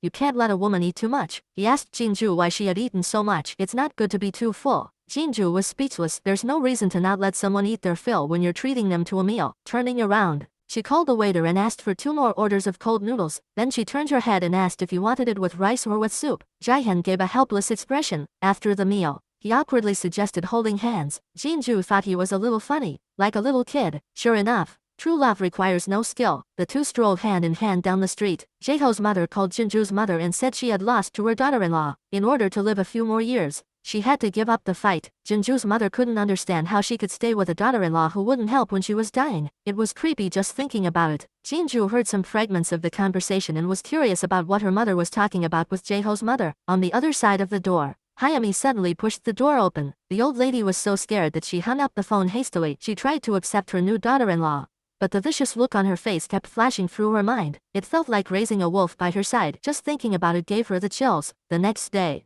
the 4 of them got together again because of work. Hyami couldn't figure out why Jaehyun would like a divorced woman with a child, and thought that he might have been hurt a lot like herself, so he would choose someone who could warm his heart. That wasn't love, it was just for comfort. Jaehyun immediately stated that he chose Jinju not for comfort. The 2 of them were so in love that they ignored everyone else. Jaeho was furious when he saw his ex-wife sewing clothes for Jaehyun. He told the 2 of them not to make love in the meeting room. Hyami didn't say a word, but her fierce eyes were intriguing. No one knew what she was thinking. Jaehyun seizes every opportunity to spend time with Jinju. When someone takes her daughter out on a date, he insists on tagging along. When they first meet, Okui says like a little adult, Mom has caused a lot of trouble for the boss. Please take care of him in the future. Jaehyun compliments her on being as pretty as her mother. The 2 get along harmoniously, even sharing the same picky eating habits. Jinju orders them to eat their vegetables or they can't go play. Jaeho wants to know what his daughter is doing, and finds out that she is eating with Jaehyun. He is so angry that he immediately asks his ex-wife to answer the phone, but she hangs up before he can finish his sentence. Jaeho is so angry that he stamps his feet, thinking that Jinju must be crazy. He starts to imagine all sorts of things, and is afraid that his daughter is calling other people daddy. Jaeho keeps calling and asking his ex-wife to hurry home after dinner.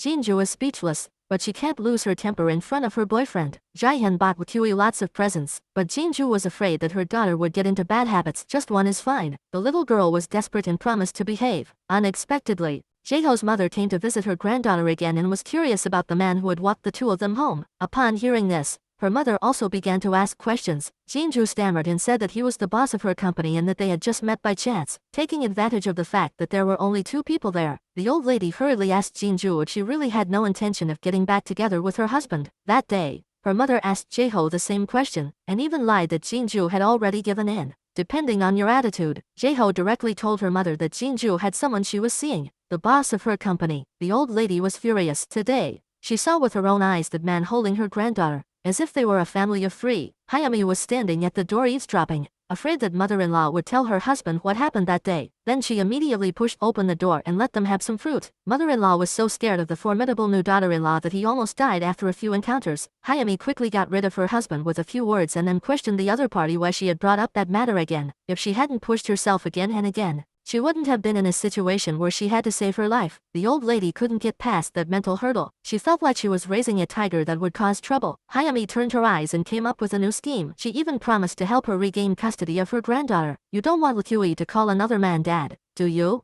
The selfish old lady immediately lost hope. She hoped that she could bring her granddaughter back immediately. Hyami found Jinju and said that she wanted to raise Lakui. It won't affect you finding your next happiness. Jinju suspected that the other party was mentally unstable. How could there be such a brazen person who stole her husband and now her child? Hyami believed that only by taking back her child could she completely sever the entanglement between the 2 families. Her daughter was Jinju's life. She would never let go. As a mother, she can't forget how you shamelessly kept the bastard child with you. Miho knows that his sister is here to cause trouble, so he doesn't hesitate to drag Jinju out for some fresh air. Colleagues are at a loss, and they can't understand the relationship between the 2 anymore. The depressed Jinju vents about the current situation. Miho cheers her up, saying that that woman can't win against you at all. Jinju smiles and teases her colleague, as if she knows Hyami very well. No matter what, I'm in a better mood now because of you, but since you dragged me out just now, I've used up all my strength, and now my legs have no strength at all. Miho immediately bent down to carry her back to the company. Jinju then found her ex-husband and asked who had come up with this idea. You were the one who agreed to give up the child and sign the divorce papers yourself, so how can you go back on your word? Jae-ho, however, told his ex-wife to swear that she would not find a new father for their daughter. Jinju said that whoever found the child a stepmother first would not do as you did. Jaehyun overhears the conversation between the two and finally realizes that Jinju has never thought about getting remarried. She feels very bad about it. Jae-ho goes to Jaehyun's house to let out a long sigh. He is afraid that his daughter will call someone else dad. Jaehyun misunderstands that his girlfriend has not yet let go of her ex-husband. They sit opposite each other, but Jinju is too embarrassed to open his mouth. Jinju is thinking about her work. She will go back home if there is nothing else. Unexpectedly, Jaehyun says that he wants to marry her. After experiencing the failure of a marriage, Jinju no longer wants to put her life in someone else's hands, not to mention that they have just started dating and are nowhere near getting married. Jaehyun asks her if she still has feelings for her ex-husband, so she can't open up to him. Suspicious words made Jinju disappointed and she gets up and leaves. Jaehyun sits alone. True enough, love can make people petty. Jae-ho then questions his wife why she is bothering Jinju again. She said she would not get married again. Hayami scolds him for being stupid. Would she notify you if she plans to get married? What if Jaehyun and Jinju emigrate? What will you do? The next day, the four of them got together again for the same project. Jae-ho took the opportunity to remind Jinju not to neglect her daughter because of her relationship. Jaehyun said that he didn't sit there to hear personal matters. Seeing this, Hayami directly called Jinju out. Jinju was fed up with the two of them entangling over their child. Stop using Okui as an excuse to pull and pull. Jae-ho then tries to test Jaehyun's thoughts, saying, you don't really want to marry a woman with a child, do you? Then he rushes outside to warn his ex-wife not to marry. His selfishness is simply unbelievable. Jaehyun feels that there is no point in wasting words with an unreasonable person, and simply takes his girlfriend away. After this incident, Jinju said the reason she didn't want to get married was mainly because she was afraid of causing harm to her daughter. Just after getting divorced, her father remarried, adding a stepbrother and a stepmother. Although her daughter was only 6 years old, she understood everything. Jaehyun immediately reflected that he had not thought it through. He should cultivate a relationship and try to make the child accept him. Then the two of them went to the kindergarten together. The brother curiously asked Ukyui, is this your father? The little girl retorted loudly, still harboring a grudge against him and her own father. The boy ran over and grabbed Jae-ho's hand. Jae-ho is furious when he sees Jaehyun and wants to take his daughter back for a day. Jinju can't forcefully separate the father and daughter and can only agree to the child's request. Hayami pretends to accept Ukyui, but in her heart she is jealous that her mother-in-law only has eyes for her granddaughter. She is afraid that her son is uncomfortable and quickly takes him to bed. Ukyui is unhappy that her brother went to her room. Hayami's displeased expression reappears. Jinju is distracted and can't wait to take her daughter back. At the same time, she also feels selfish, wanting everything for herself. Jaehyun comforts her, saying that she is a good mother. Hayami scares Ukyui, telling her to behave and stay for a week, otherwise she will never see her mother again. She also tells her not to compete with her son for attention, or she will never see her father again. If she behaves for a week, she will be able to go back to her mother. Tears well up in Ukyui's eyes, and she nods repeatedly, scared. When her mother appears, she is afraid to tell the truth and lies, saying that she wants to stay. Jinju mistakenly believes that the child misses her father and does not want to be stubborn, so she takes her away. Ukyui clings to her father, reluctant to say goodbye to her mother. Jinju goes home alone, feeling lost. When her mother learns of this, she is even more worried about being alone than Ukyui. She seems to be afraid of handing Ukyui over to that woman. At this time,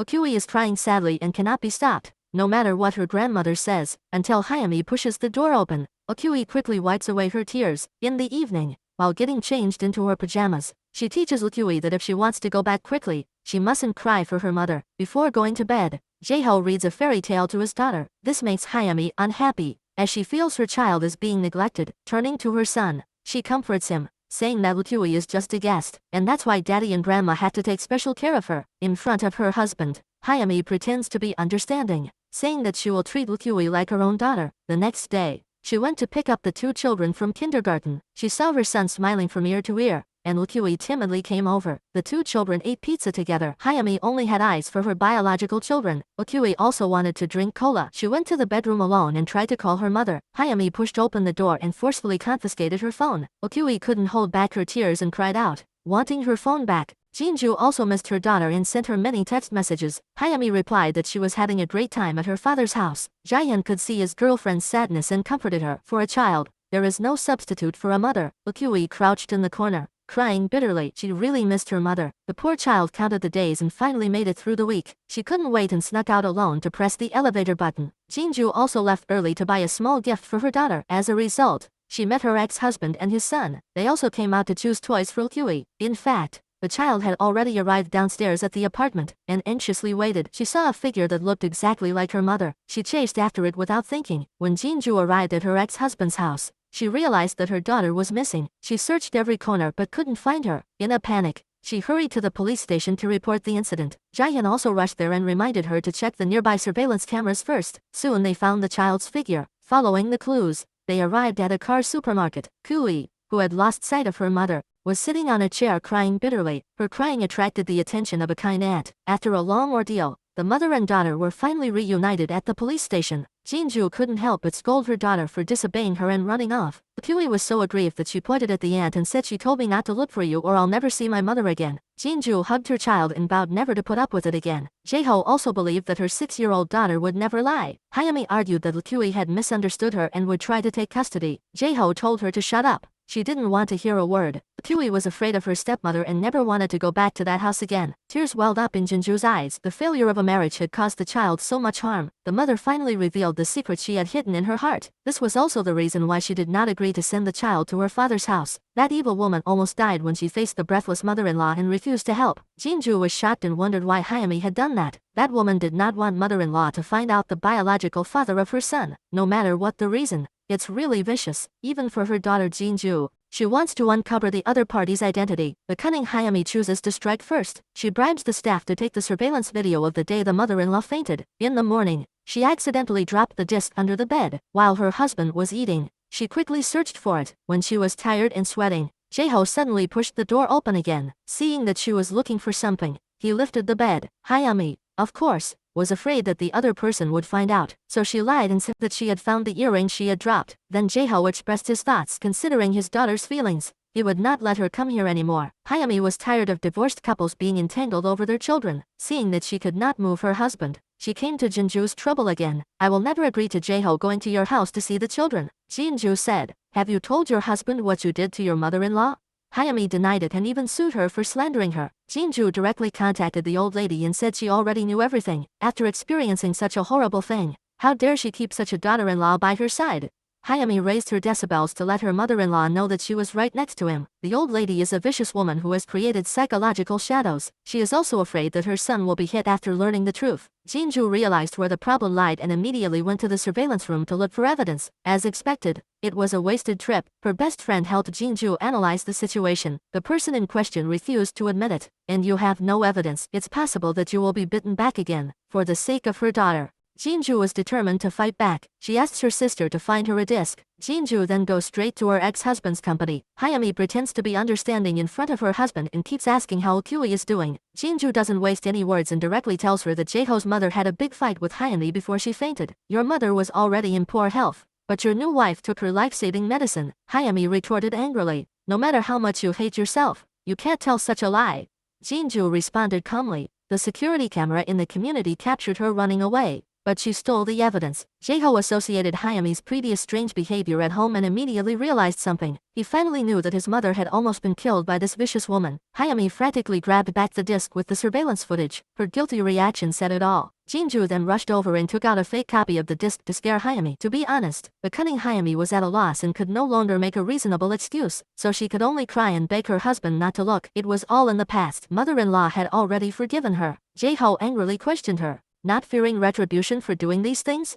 Hayami, however, turned her head and blamed Jinju for ruining her life. Jinju couldn't help but laugh. If it wasn't for the other party's excessive bullying, she wouldn't have had to take such a drastic step. Meanwhile, the old lady, who had planned to give up on the investigation, accidentally found out the biological father of Hayami's son. The photo in the document was of that man. She didn't open it directly. On the way back, she happened to meet Jinju, who was preoccupied. She then realized that the truth she had been hiding had been discovered by her son. Jaeho at home no longer wanted to hear Hayami's excuses. The love she spoke of made him sick, but Hayami shamelessly asked her mother-in-law to intercede on her behalf. Jaeho burst into tears. No one knew how he had endured the time when his mother was in the hospital. The old lady also cried. She just didn't want him to be sad, so she held back. But now that the truth had been revealed, There was no need for her to continue covering up for the evil woman. Hayami complained to her mother-in-law about his double standards. She said that he had promised not to pursue the matter, but why was he still rubbing salt in her wounds?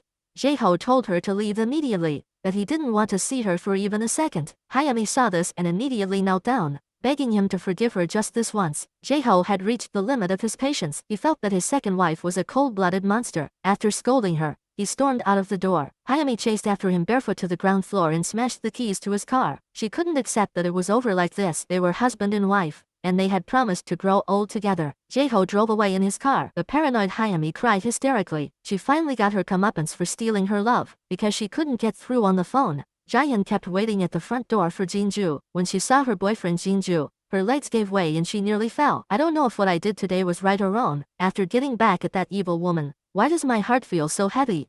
It's like a dark cloud has been cast over me, making it hard to breathe. Jaehyun didn't say anything, but gently embraced her in his arms. The old lady was about to look at the photos when Hayami suddenly walked in and hastily put the envelope in the drawer. Hayami asked her mother-in-law to help beg for leniency. Her son thought Jae-ho was his real father and didn't want the child to suffer separation. The old lady, who had survived the disaster, had already seen how much wealth could not compare to the peace and harmony of a family. Jae-ho regretted his actions. He had temporarily lost his mind and abandoned his wife and daughter, destroying his own happiness and that of his family. He was like a clown being played by Hayami. The scenes repeated in front of his eyes. Jae-ho regretted it. After getting drunk, he grabbed his ex-mother-in-law's hand and refused to let go. He hated himself for not listening to advice at the time and insisting on divorcing Jinju. Jinju told him to go quickly so as not to wake up her sleeping daughter. Jae-ho cried and said sorry, kneeling on the ground and refusing to get up no matter what. At this time, Hayami was begging her mother-in-law for help. No matter what, she could not be separated from her husband. The old lady looked embarrassed. She hated her new daughter-in-law, who had a bastard child, but she didn't want her son to become a laughingstock if he divorced again. Then she rummaged through her purse to take a look at the photo of the child's father, but she couldn't find it. It turned out that Tom had taken the photo. He recognized his mother, but he didn't recognize the man next to her. Hayami didn't care. Her son was already 12 o'clock. And her husband still didn't come home. She had to contact each acquaintance. When she was extremely anxious, Jinju called. She learned that Jae-ho had drunk a lot and fell asleep at her place. The old lady let out a long sigh of relief, but Hayami couldn't sleep after hearing that. She hated her husband's entanglement with his ex-wife, sitting alone in the living room from dawn to dawn. Jinju's mother was exasperated. Why hadn't her ex-son-in-law left yet? She shouted at him to wake up. She was angry that he was sleeping on the sofa. This family didn't welcome him. Turning around, she scolded her daughter for being so stupid. Didn't she care about the gossip? No matter how drunk she got, it had nothing to do with her. Jae-ho apologized repeatedly and wanted to leave immediately, but the kind father Jinju stays and let him finish dinner before leaving. Mom scolded Jinju with her stupid father no longer has any principles. Hayami waited all night for her husband to finally return. She knows the consultant where he slept yesterday. Jae-ho confessed and said he no longer loves her. Maybe it started the day she publicly humiliated Jinju, but in a responsible manner. He wants to try to maintain this marriage. Try to believe that you are not that bad a person. Hayami finds it hard to accept and decides that this is just an excuse for him to not forget his ex-wife. She gets up, goes back to the bedroom to pack her things, and then comes out, threatening that this is not the end. You and I will never be happy without me. The little boy wants to go with his stepfather. Jae-ho is about to explain, but Hayami interrupts. It's just a temporary separation from your father. You will definitely come back soon. Tom cries out for his father, which makes Jae-ho feel bad. His best friend Jinju is worried. This time, she reveals the true face of that woman. I wonder what kind of evil she will do next. I will never let you go. Hayami, on the other hand, went to the chairman and hoped that he could help her get the advertising project this time. She made it clear to the chairman that she wanted to ruin Jaehyun. The other party had something on him. They could use each other to achieve their respective goals. Hayami vowed to trample Jinju under her feet. Jae-ho had already decided to fire Hayami. The evil woman, unaware of this, still wanted to prepare for the afternoon's exhibition. Even if you want to fire me, you'll have to wait until I finish this project. Jae-ho says that Jinju is responsible for the exhibition. The evil woman can't wait to strangle Jinju, blaming her for taking everything away from her. She is forcibly pulled away, but she still spouts nonsense. I will never let you go. Jaehyun pulls his agitated girlfriend back and shouts at his subordinates to hurry up and take Hayami away. Miho is also worried and follows. Only then does he find out that his brother-in-law is divorcing his sister. Facing her younger brother's questioning, Hayami became hysterical and said she would rather die than break up. She blamed Jinju for everything. After the fight, Jinju felt a little embarrassed and hoped her boyfriend could forget about it. Jaehyun said, "How could I forget such a wonderful fight? He was also glad that Jinju's change was 100 times better than hiding and crying in secret. The colleagues watched a lively drama. The big mouth colleague immediately ran to his girlfriend's house and narrated the battle of the day with emotion. Jinju's sister returned that woman a big mouth. A few people listened excitedly when the person in question returned. Their parents and younger sister rose unprompted, shocked that gentle Jinju would actually fight. When men gossip, women have to bow down. The would-be brother-in-law refused to leave the sister's room, wanting to know more inside information. Hayami, on the other hand, secretly bribed others to sabotage the two companies' joint project. She only went home after drinking until she was all over the place. She cried and asked her brother what to do. It was so hard to find a good father for her son and build a happy family. Why is it so hard? She couldn't figure out what she had done wrong. Her brother, who depended on each other for survival, felt bad in his heart and couldn't help but throw a punch at Jaeho. Didn't you say you would love your sister forever? Jaeho would rather take the beating than continue living with someone who was mentally twisted. After returning home, Niho accidentally sought his sister's account book, which recorded some incomprehensible accounts. After she came to her senses, Hayami asked her brother to steal Jinju's project proposal. This was her last chance to turn things around. Niho resolutely refused, begging her not to be stubborn. Seeing that she couldn't convince her brother, Hayami cornered Jaehyun in the cafe. She had to do this exhibition herself. She was confident that she could win all the contracts and completely kick her husband's company out. Jaehyun didn't want to waste any more words and got up to pay the bill. The photo in her wallet accidentally fell to the ground. Hayami picked it up and took a closer look. Jaehyun immediately took back the photo and accused the other person of being rude. On the day of the exhibition, Jinju was late due to delays. Hayami volunteered to give a presentation as a replacement. The bad woman is using the same tactics as before. The president's subordinate helped her stall for time. The man told Jinju that if you rush there now, the result has already been decided, indirectly telling her that someone is manipulating behind the scenes. Jinju was on the verge of collapse, shouting at the top of her voice,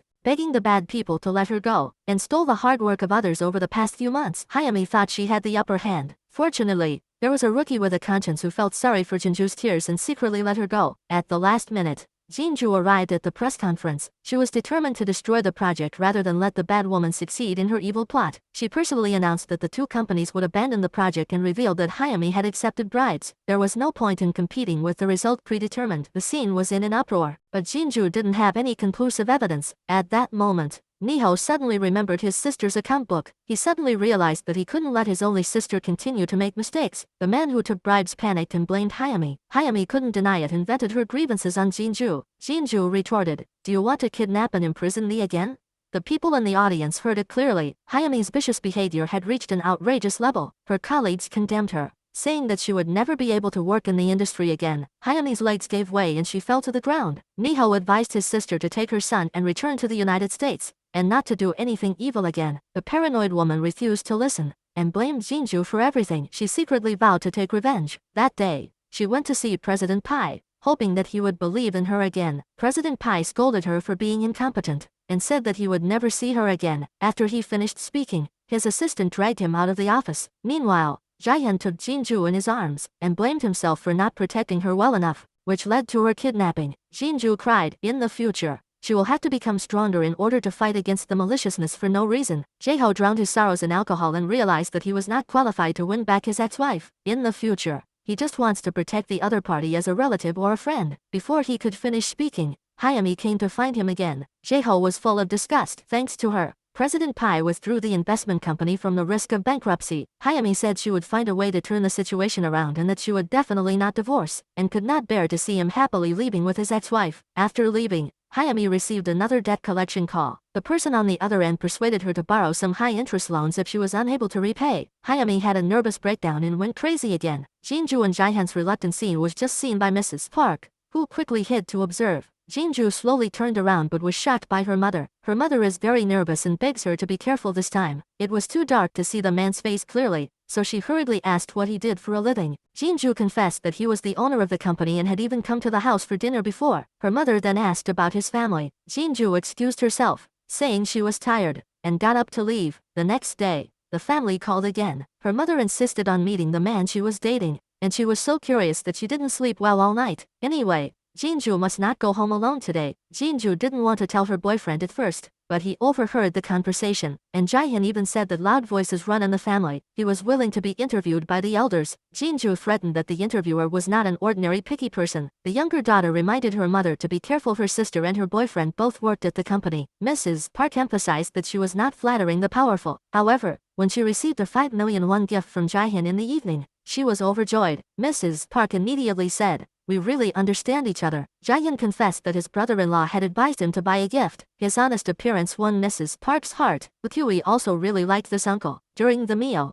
Dongyan also kept praising his boss for his outstanding abilities. He is a celebrity in the advertising industry. My mother sighed in her heart, wondering how her daughter had found such a good man. Not only that, but the man also answered questions in a very appropriate manner. The more Mrs. Park looked at him, the more she liked him. She couldn't believe that he didn't mind that his daughter was divorced. Jaehyun didn't want to part with his girlfriend and deliberately teased her, saying that he didn't want to leave. Jinju was a little shy and refused, saying no. Jaehyun laughed and told her not to think about it, but if she wanted to, he could also respond enthusiastically. Then he grabbed her hand and slowly moved closer. Being in love is always sweet. The abandoned Jinju finally came out of the shadows and regained her happiness. Jaeho's mother, however, was shocked to discover the missing photo. She then called Hyami, who had been driven away home. Hyami thought that her mother-in-law had changed his mind and wanted to forgive her. Instead, he directly took out the photo and questioned her, asking if the man in the photo was her son's biological father. Hyami explained that it wasn't this person. The old lady, however, was convinced this was the result of a detective investigation. She also knew that Jaehyun was the current boyfriend of her ex-daughter-in-law. No matter what Hyami said, the old lady still believed she was being evasive. That night, her mother asked Jaeho if he wanted to get back together with Jinju. Jaeho thought he wasn't qualified to do so. He was content just to occasionally see her face. His mother couldn't help but burst out what she had discovered today. If Jaehyun is Tom's biological father, then he can't be with Jinju. Jaeho found this absurd. He wanted to confirm this further and hoped his mother would keep the secret for now. The old lady thought that even if Jinju loved that man again, she would never accept the fact that he and Hyami had a son. This gives you a chance to win Jinju back. Jaeho's mind is in a whirl. He can't help but find the woman he loathes. Hearing the same question over and over,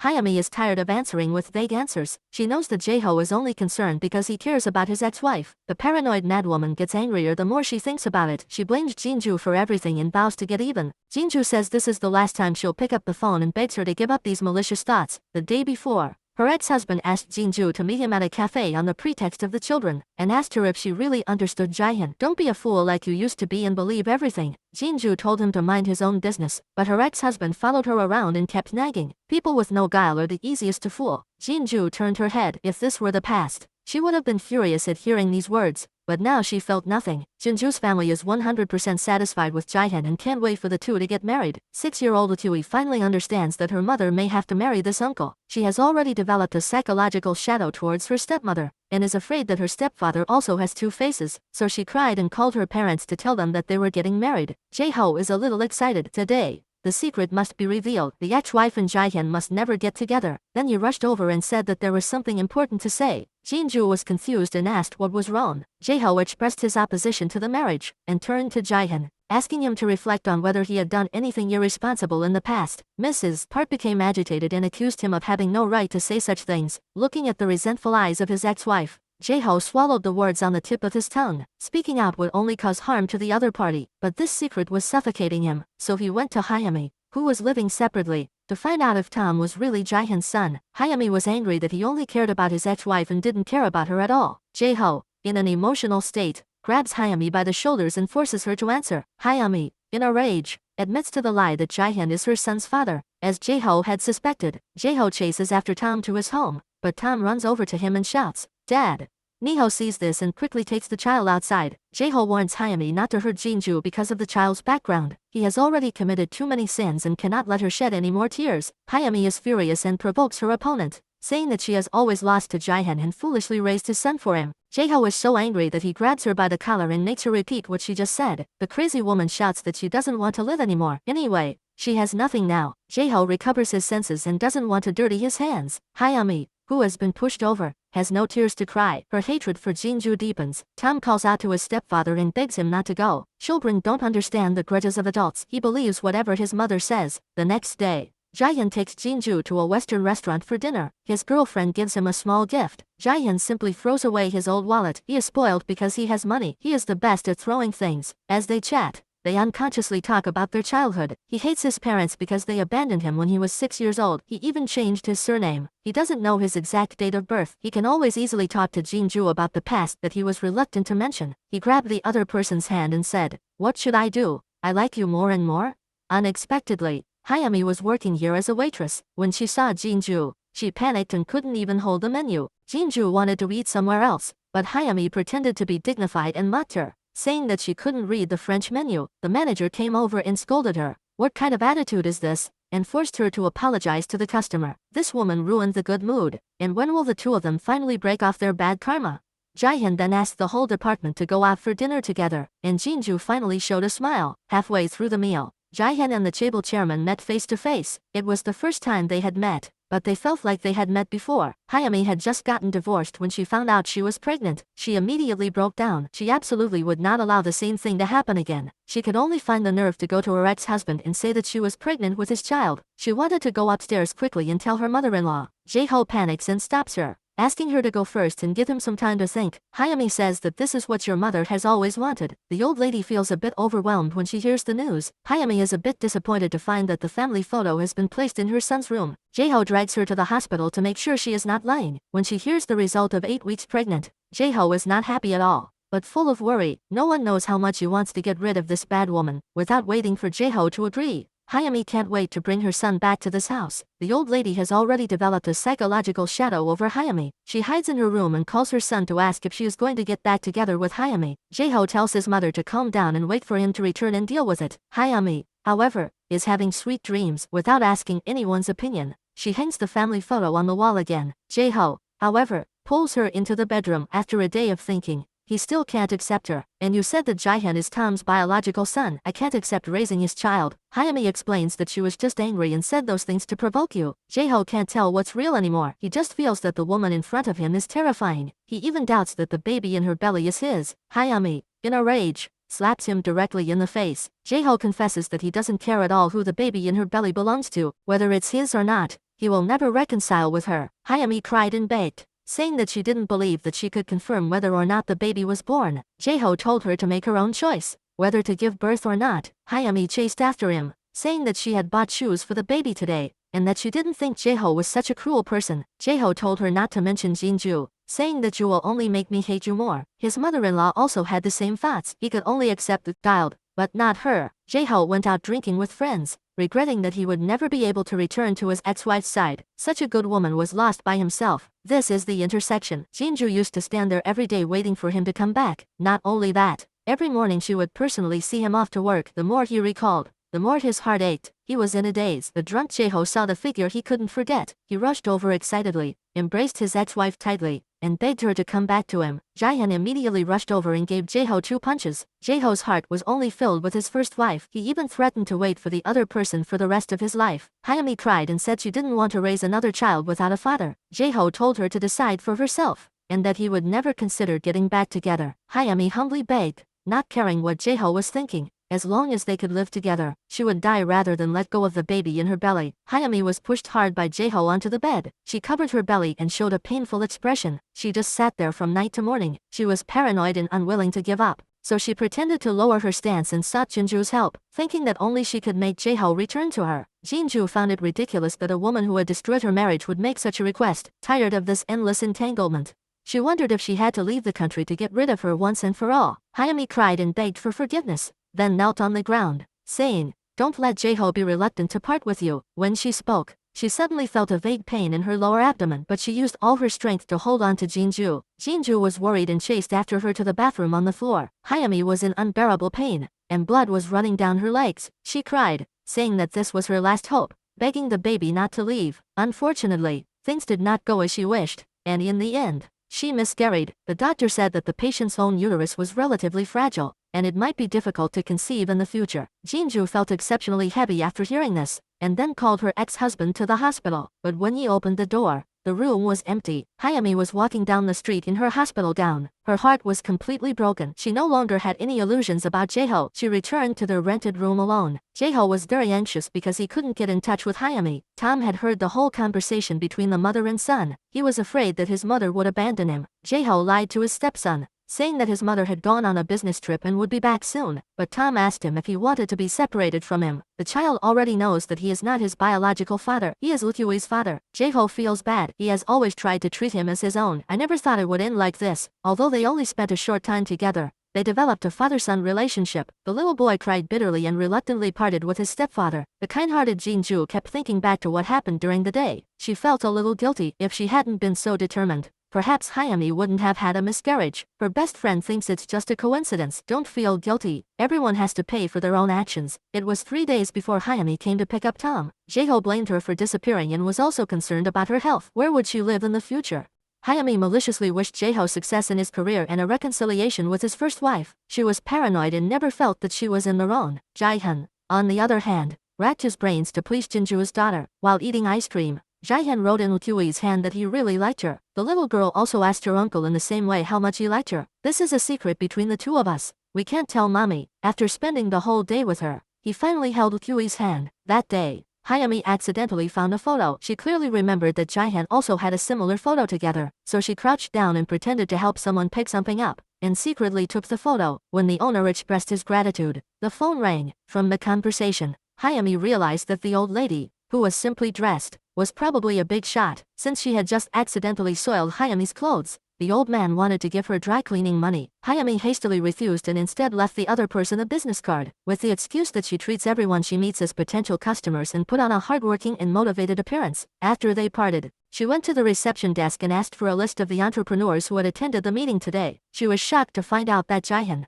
who had worked hard on her own, actually had such an amazing mother. Things are getting more and more interesting. The scheming and devious bad woman wants to turn things around. Her best friend doesn't understand why she stole the photo. Hayami guessed that Jae-hyun and his mother must have some kind of complicated secret that caused them not to recognize each other. Otherwise, Jae-hyun would have also engaged with the rich girl for his career before. Jae-hyun also took out the only photo he had with his mother. He was put in an orphanage at the age of 6. And it has been 34 years since then. The sad thing is that he doesn't even know his own birthday. His girlfriend comforted him, saying that his mother must have had a compelling reason for abandoning her child. Jinju's mother was 100% satisfied with her future son-in-law. She teamed up with her daughter's best friend to start the marriage pressuring mode, as Hayami had expected. The old lady called soon after. The two arranged to meet at a tea house to return the photo. She saw the other party holding the photo to her chest, lost and then recovered. She was extremely excited. She hadn't slept well all night. Now she finally felt relieved. Mrs. Lin touched the boy in the photo and introduced him as her son. He still looked the same in her memory. He hadn't grown up at all. As she spoke, she couldn't help but shed tears. It was enough to see that even after decades of separation, she had never stopped thinking about her biological child. Mrs. Park prepared a generous thank you gift, which Hayami refused outright. Hayami then took her son to Mrs. Lin's first restaurant and told him that he would be working there. She also told him not to tell anyone about their return home. Then she told her son to go play with the old lady. Hayami secretly determined that she would do whatever it took to make Tom the president's grandson, because she had experienced the same thing.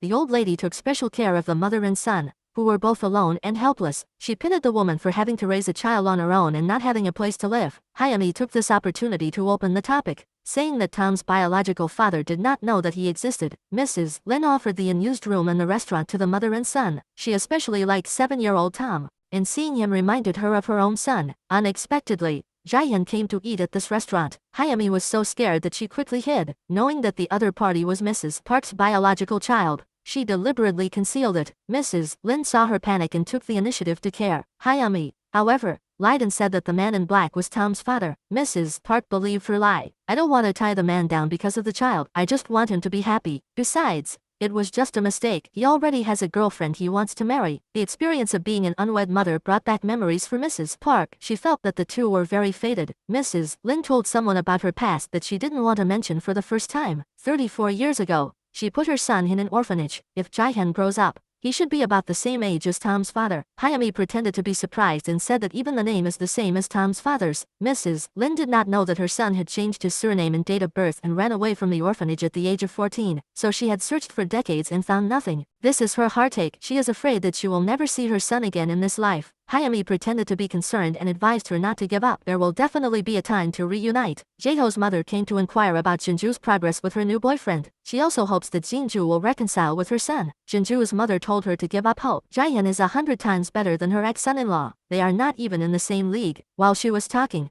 Jae-hyun's gift arrived. The old lady returned home with gritted teeth. Her neighbors gave her more grief, praising Jihan as a celebrity in the advertising world. Jinju really has caught a treasure. It's enviable. Hayami heard from her brother that their boss planned to propose to Jinju. Please let her let go of the past and start a new life. Hayami's heart sank after hearing this. She had already set her sights on Jihan. She absolutely couldn't let the other person marry that ugly woman. She was forced to contact the man who had dumped her, knowing that he still cared about his ex-wife. She tried to persuade him to stop the proposal. After spinning a lie over and over again, she said that Tom was Jihan's child. Who would joke about something like this? Be careful. You will be punished by heaven. Hayami stared at her and lied. If you don't believe it, you can do a paternity test. Anyway, Jinju can't marry her son's biological father. Jae-ho was fooled again. He really didn't want his ex-wife to get hurt again. At this time, Jinju had already changed into the dress her boyfriend had sent her and was getting ready to go out on a date. Jihan praised her for looking beautiful today and then took out the necklace. Jae-ho quickly followed after him with the accelerator. The golden bachelor was going to propose today. He walked onto the stage and expressed his love through song. Memories of their mutual understanding and appreciation came flooding back. After the song, Jae-ho invites his girlfriend to come up and opens the ring box. Inside is a candy that Jinju once gave him. This is the beginning of a heart-fluttering moment. Then he peels back the candy wrapper and reveals a limited edition diamond ring that matches the necklace. After a failed marriage,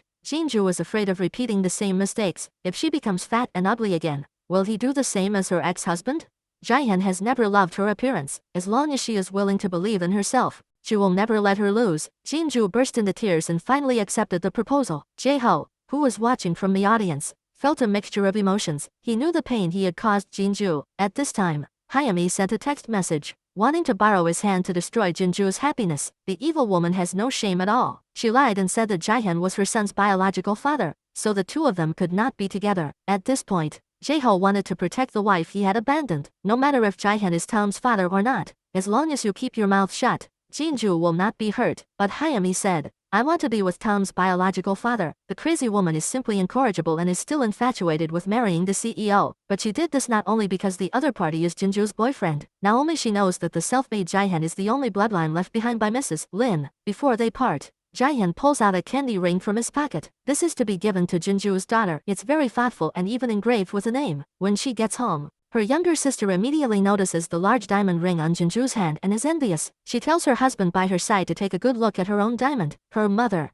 on the other hand, resents Jinju for agreeing to the proposal so quickly. She should have pretended to refuse once or twice to build up the anticipation. Jinju rushes to her daughter's room and quickly peels off the candy wrapper. Wakui thinks the ring is really beautiful. Her uncle promised to protect her and her mother forever. Wakui understands everything. Her mother's smile is her best gift. Hayami, however, teaches her son not to talk about the past. Tom misses his stepfather and wants to call him, even though his mother emphasized that he was not her biological father. Hayami promised to find him a more handsome and better father. She was so angry that she spanked her son, until Mrs. Lin came to protect her child. She then withdrew her fierce expression, and continued to act like a good mother. She secretly vowed to make Tom the heir of the group. The next day, Jae-ho picked up his daughter and took her home for the weekend. Grandma noticed the beautiful ring on her hand. It seemed very expensive. Kui excitedly showed it and said that her uncle had proposed to her mother. Jae-ho questioned her if she really liked that uncle. The next day, Jihan came with his girlfriend to discuss a business collaboration. Mrs. Lin felt a little bit suspicious. She felt a sense of familiarity. Only the scheming woman knew this family secret, so she lied to Mrs. Lin that Jihan was her son's biological father. She didn't want to hide anymore. She wanted to win back her child's father's heart. Mrs. Lin took advantage of her work to arrange for them to meet. Jinju is shocked. Who would have thought that the woman who ruined her marriage would try to steal her current boyfriend?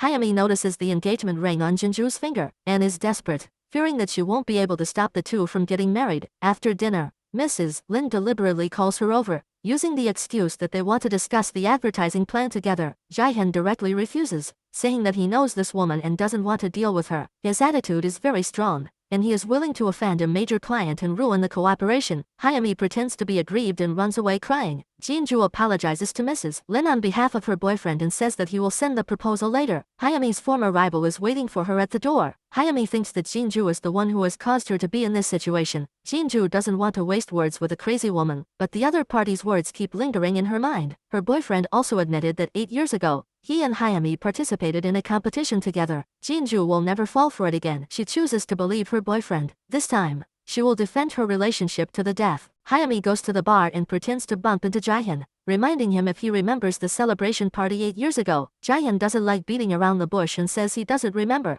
Hayami's persistent nagging is annoying. Jaehyun is not afraid of her telling Jinju about this nonsense because it's not worth mentioning. What's more, that night might have been a fabrication of hers, even if she got drunk. She shouldn't have behaved like that. She's not picky about food. The insulting words make Hayami grind her teeth. Jaehyun warned her that she should stop if she let him hear any more strange rumors. They would meet in court. Jinju's mother called her prospective son-in-law to her home for dinner to discuss the wedding. She then learned that Jaehyun, who was orphaned, did not have any relatives. She kindly advised him to resolve his emotional problems and try to find his parents. Jaehyun's face instantly darkened. He had too deep a grudge in his heart to ever think about finding his family. Jinju sensed his discomfort and knew that it was his past, but he did not want to mention. The image of Jaehyun being abandoned when he was 6 years old was vivid. It was like an unhealed wound, and every time he touched it, it ached. To Jaehyun, his mother was synonymous with cruelty and misery. Jinju couldn't help but shed tears when they got home. He begged his mother not to open up other people's wounds in the future. The next day, the couple came to see Mrs. Lin again to discuss the case. Unexpectedly,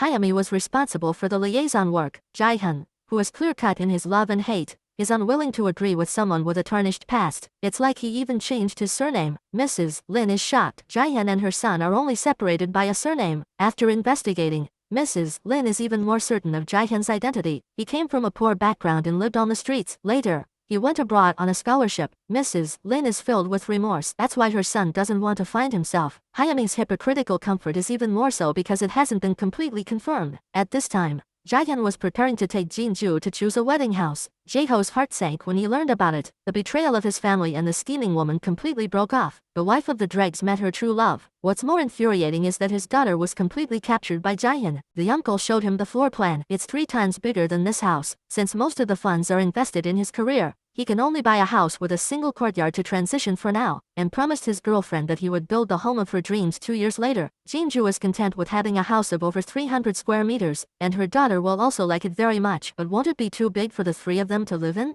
The 2 lovers healed each other's wounds. The once drunk wifey husband learned to appreciate wine, and Jaehyun finally no longer feels lonely. To him, his girlfriend is more precious than a gem. He wants to give her the best things in the world. Jinju's mother, however, always hoped that her future son-in-law could unlock the mystery of his parents, and was also afraid that uncertainties would bring hidden dangers to their married life. She didn't want her daughter to be hurt again. Jaehyun's face was solemn. That was a scar he didn't want to mention. Back at the residence, he rummaged through the only photo he had with his mother. He hated it but couldn't bear to tear it up. Mrs. Lin was extremely nervous. Today, she had to discuss a project with Jaehyun. She thought that the other person was her son. Hayami urged her to remain calm. She must not reveal anything until she had concrete evidence. I don't know how long they suffered. The 2 of them finally arrived. Jaehyun looked at Hayami with disgust. Advertisements with the theme of motherly love were also the ones he resisted the most. Hayami deliberately provoked the other person. Haven't you ever treasured something related to your mother?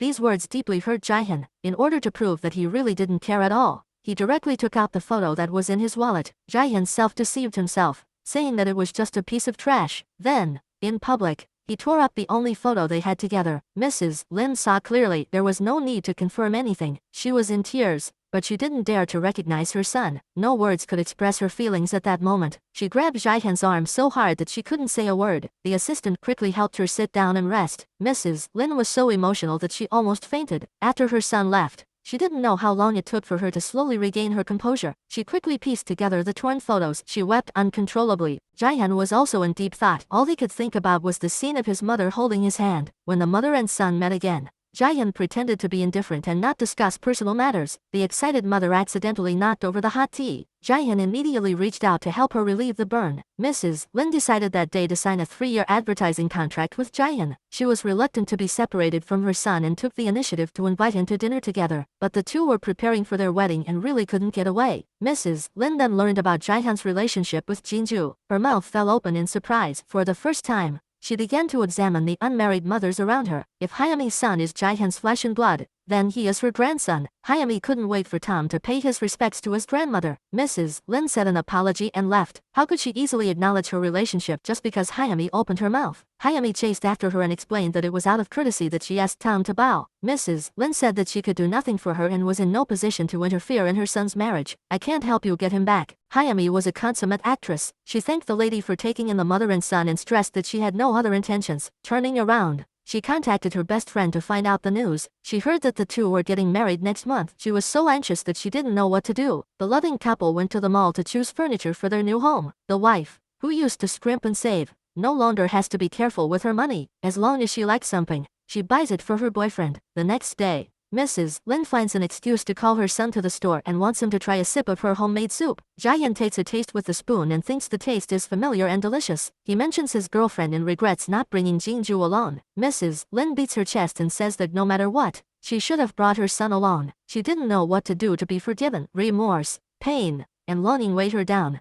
While the bored Tom called Jae-ho and begged him to come over and play with him for a while, Jae-ho pitied the child without a father, so he went to the restaurant and happened to see Mrs. Lin at the door. Watching Jae-hyun, the lingering look caught his attention. He was curious about the relationship between the two. Why was the old lady wiping her tears in secret? Tom's words made him even more confused. My mother told me that Mrs. Lin is my grandmother. Jae-ho bumps into Mrs. Lin's car parked in front of Jae-hyun's company the next day. His colleagues wonder what kind of business would trouble such a big shot to visit in person. Jin-ju welcomes the distinguished customer with a smile. The more he comes into contact with Mrs. Lin, the more he doubts Hyami's words. Jin-ju was not as bad as Hyami said. Woo-kyu saw his mother wearing a wedding dress and praised her for being beautiful. Just at this moment of happiness, he suddenly received a call from Hyami. Hyami's ghostly presence continued to haunt her, and she even falsely accused Jae-hyun of being his son's biological father. Jin-ju was terrified, but she didn't want to upset Jae-hyun by telling him directly. Hyami found her ex-boyfriend and asked him to forge a paternity test. However, she didn't tell him the reason for doing so. She promised to give him a sum of money if he succeeded. Jin-ju tried her best to remain calm and refused to believe that there was such a ridiculous thing in the world. The evil woman who ruined her marriage had a 7-year-old son with her current husband. Jae-hyun saw how distracted she was. Jin-ju went to the bathroom but tripped and fell. Jae-hyun quickly went over to help her up and wiped the stain off her arm. Jin-ju had finally emerged from the shadow of her divorce and secretly vowed to protect her current relationship. She would never believe the bad woman's lies, but she couldn't help feeling uneasy. She sent her fiancé off and immediately called to yell at him. No matter what she said, she wouldn't believe him. Hyami cheered herself up. It's only just begun. I mustn't get nervous. It's just that she knows that Jae-hyun is Mrs. Lin's only child. She told a big lie just for wealth and glory. She wants her son to become a member of a chaebol family. Mrs. Lin didn't believe her one-sided words. She didn't dare to recognize her son. Now she can't ask for anything. She tactfully reminded the other party not to interfere in Jae-hyun and Jinju's relationship. The cunning Hyami had long sensed the old lady's suspicion of her, so she took the initiative, knowing that she would do a paternity test. She swapped the test samples in advance. Mrs. Lin soon received the paternity test result. She put aside her suspicions for the time being and took the mother and son to her villa where she lived alone that day. The maid helped pack the luggage and they all went to the bedroom together. She took the initiative and asked Tom to acknowledge this fake grandson. Jin-ju also received the fake test report. Tears flowed uncontrollably. She never imagined that this was the paternity test result between Jae-hyun and his biological mother, and was in a state of shock. She fell ill. Her daughter was very worried and called her father to ask what medicine to give her. Jae-ho had no strength and was too nervous to go to work. He immediately ran to the market near his home to buy the rice sausage that his wife loved. However, he was turned away by Jinju's mother. She said,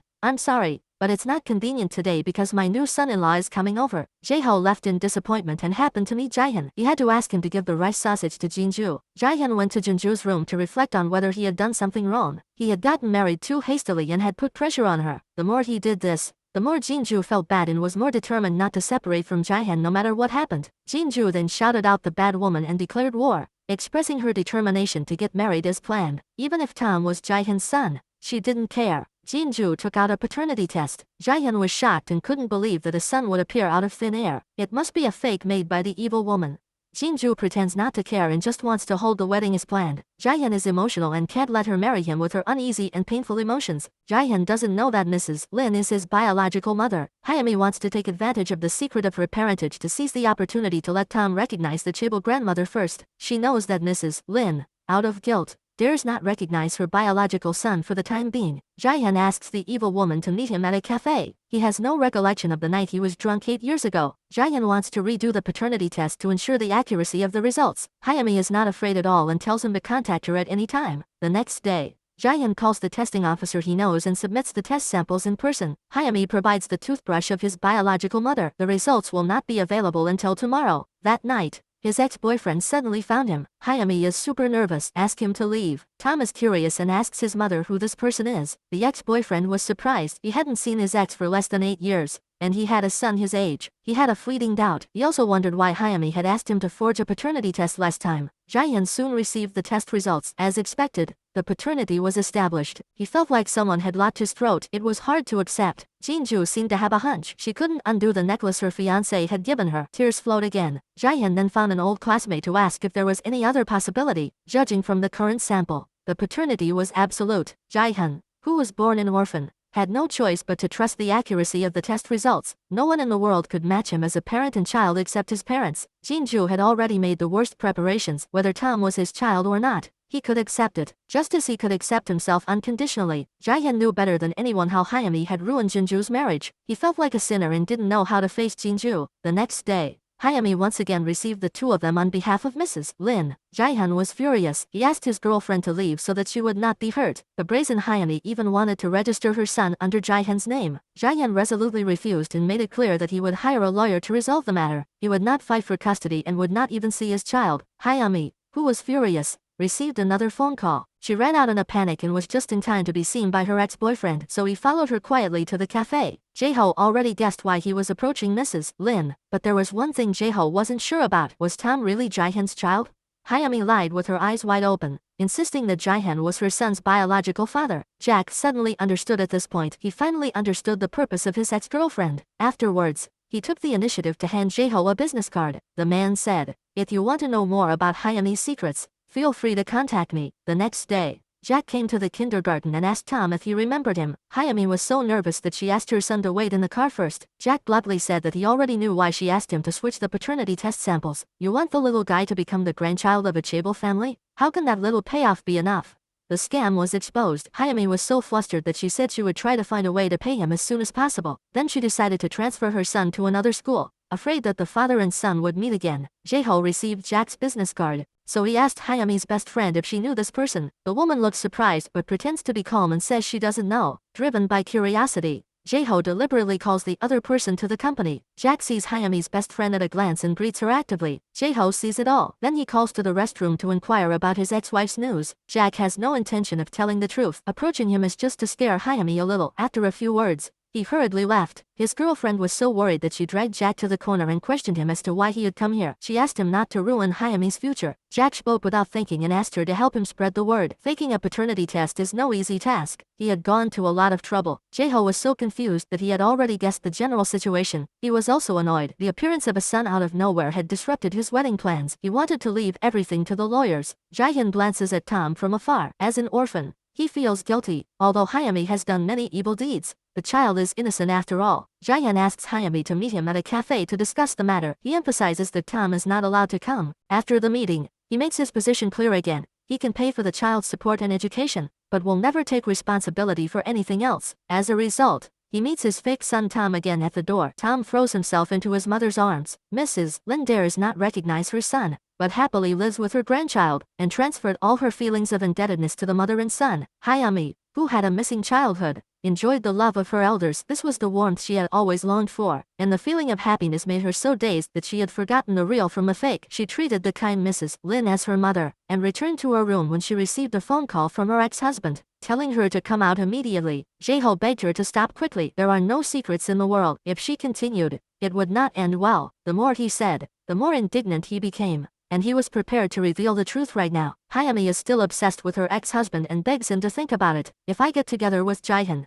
you will have a chance to get back together with Jinju." Jinju's mother goes to the mall to buy wedding supplies and happens to run into Jae-ho's mother. The old lady is very surprised and shocked to find out that Jinju is still going to marry that man. Halfway through her sentence, she swallows it back and doesn't want to meddle in other people's business. Jinju's mother forces the other party to make things clear. She then learns that her son-in-law has a 7-year-old illegitimate child. The mother of the child was none other than Hyami, who had ruined her daughter's marriage. Jinju's mother fainted from shock. She regained consciousness after a long while. Her heart was bleeding. What was she going to do with her poor eldest daughter? It was hard for her to get over the divorce. Jinju believed that love could overcome all difficulties. Jaehyun, however, was speechless. She felt that it was all very unreal. The old lady then told her son what had happened today. Jae-ho complained to his mother for blabbing. He had a secret that he couldn't tell anyone. He knows that Tom is not Jaehyun's son at all. It's a lie made up by the divorced wife. In the evening, he received another text message. The other party threatened him with death again, begging him to keep the secret. Hayami has deceived everyone,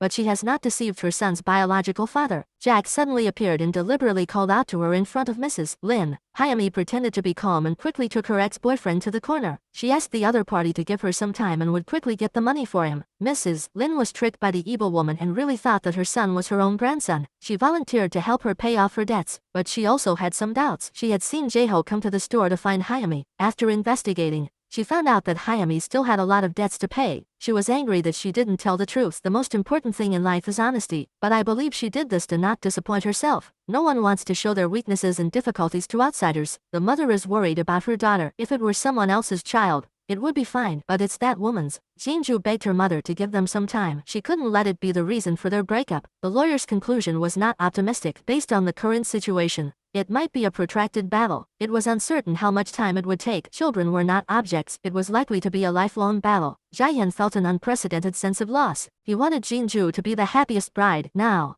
that was probably not going to happen. That day, Jinju's father came looking for him again. As a father, he really didn't want to see his daughter get involved in a complicated relationship again. He could only selfishly beg Jae-hyun to end the relationship. Tears welled up in Jae-hyun's eyes. No one could understand his feelings at the moment. It was even more difficult for a liar. He had given his ex-boyfriend 50 million won, which he had spent in less than a week. Jack had already guessed that Tom was his son. Jinju didn't know that this was their last date, although they clearly loved each other. They had no choice but to part. Jae-hyun insisted on getting her a massage. He regretted getting her the shoes in the first place. Jinju sensed something in his words. She hurriedly got up and wanted to go home quickly. However, he still said the two words that broke up. Jae-hyun didn't have the face to continue being with her. Jinju cried and begged him to take it back. She didn't care about the illegitimate child. Jae-hyun's eyes reddened. He didn't want her to get involved in his dirty life and be haunted by the mother of his child for the rest of his life. When they parted, he hoped that his fiancée would forget him as soon as possible and live a good life. Jinju didn't want to hear it and slammed the door heavily. Leaving,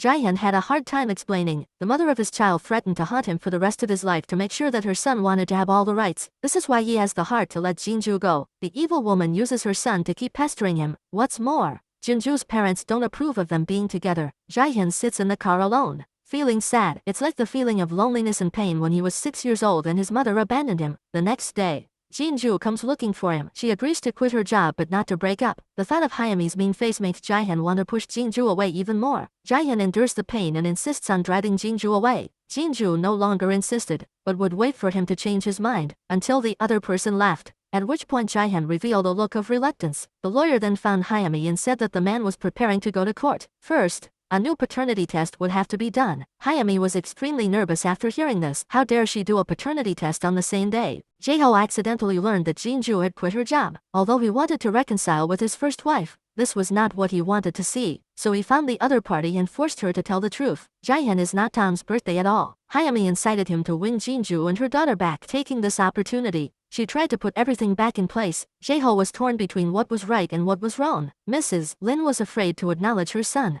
but she could tell from his face that Jae-hyun had unconsciously called out Jinju's name. After glancing at her subordinate, she realized that she had called out the wrong name. After asking around, Mrs. Lim learned that Jinju had quit her job. She guessed that the two had probably broken up, and she felt sad for them, knowing that her son had loved the other woman very much. Hayami felt a little bad seeing the old man in such pain. That day, Jae-hyun asked Jinju's best friend out to give Jinju the 300 square meter wedding house. This was the last thing he could do for her. Jinju, of course, would not accept it. Holding the deed, she went straight to the company. The infatuated Jae-hyun had already registered the property rights in Jinju's name. Whether she received the house or not, it would be hers. Jinju, however, said that without him, that house meant nothing to her. The scene of their entanglement was just witnessed by Mrs. Lin, who still dares not recognize her son. Jinju went to the place where the two had their last date and finally saw the note left by her boyfriend, hoping that time would stop at this moment, and could not help but tear up. Jae-hyun, on the other hand, sat by the river in a daze. He was reluctant to part ways and even more reluctant to burden the person he loved. Mrs. Lin came over and started a conversation. After a few words, she could not hold back her tears. Jae-hyun said stubbornly that he didn't need sympathy. He deserved this outcome. Mrs. Lin became more and more sad as she listened, and she said, "I'm sorry," while crying. Jae-hyun didn't understand her emotional reaction and didn't want to show his vulnerable side. He was already used to licking his wounds alone and continuing to pretend to be an emotionless work machine, but his girlfriend's smiling face often appeared in front of him. Mrs. Lin was torn inside. What could she do to get her son to forgive her? Later, she went to Jae-hyun's company under the pretext of work, and after discussing work matters, She asked him to have lunch with her. Unexpectedly, at that moment, Jinju's mother came looking for Jaehyun to talk to him. Hearing the word mother, Mrs. Lin guessed the identity of the other woman. Jinju's mother hoped that Jaehyun would be even more ruthless, so that she would not have any lingering feelings for him. She hoped that he would understand how a mother feels. As soon as Mrs. Lin returned, she asked Hyami about the situation. She asked if she knew the reason why the woman's parents objected. Hyami only said that Jinju's parents disliked the fact that Jaehyun had a bastard child. She didn't even mention the real reason. They just hated being associated with him. A repeat offender, a drunk Jinju arrived at Jaehyun's house. She didn't care about raising Hyami's son. She also firmly believed that love could overcome any difficulties. They were so close, but they never met. Jinju watched as the lights went out in the room. But even so, she was not going to give up because she knew that this was not the other person's true heart. The next day, Mrs. Lin asked Jinju to meet her at a cafe. She thought that since her parents could not accept Tom, it would be better to end the pain quickly. Although she knew that they loved each other deeply and that they were a perfect match, a child was not an object that would tie them down for life. Similarly, if she and Jaehyun were destined to be together, she was not afraid of a short separation. Jinju did not understand what position she was in to persuade herself to break up. Mrs. Lin finally confessed her relationship with Jaehyun. After confirming that Tom is her grandson through a paternity test, she kept Hyami and her son. Then she asked Jinju to let Jaehyun go. Mrs. Lin left the restaurant in tears. She didn't want to separate the lovers either. Hyami, who was waiting outside, hurried over to help. Jinju stayed where she was and silently wept. How could she refuse the old woman's request without causing trouble for Jaehyun?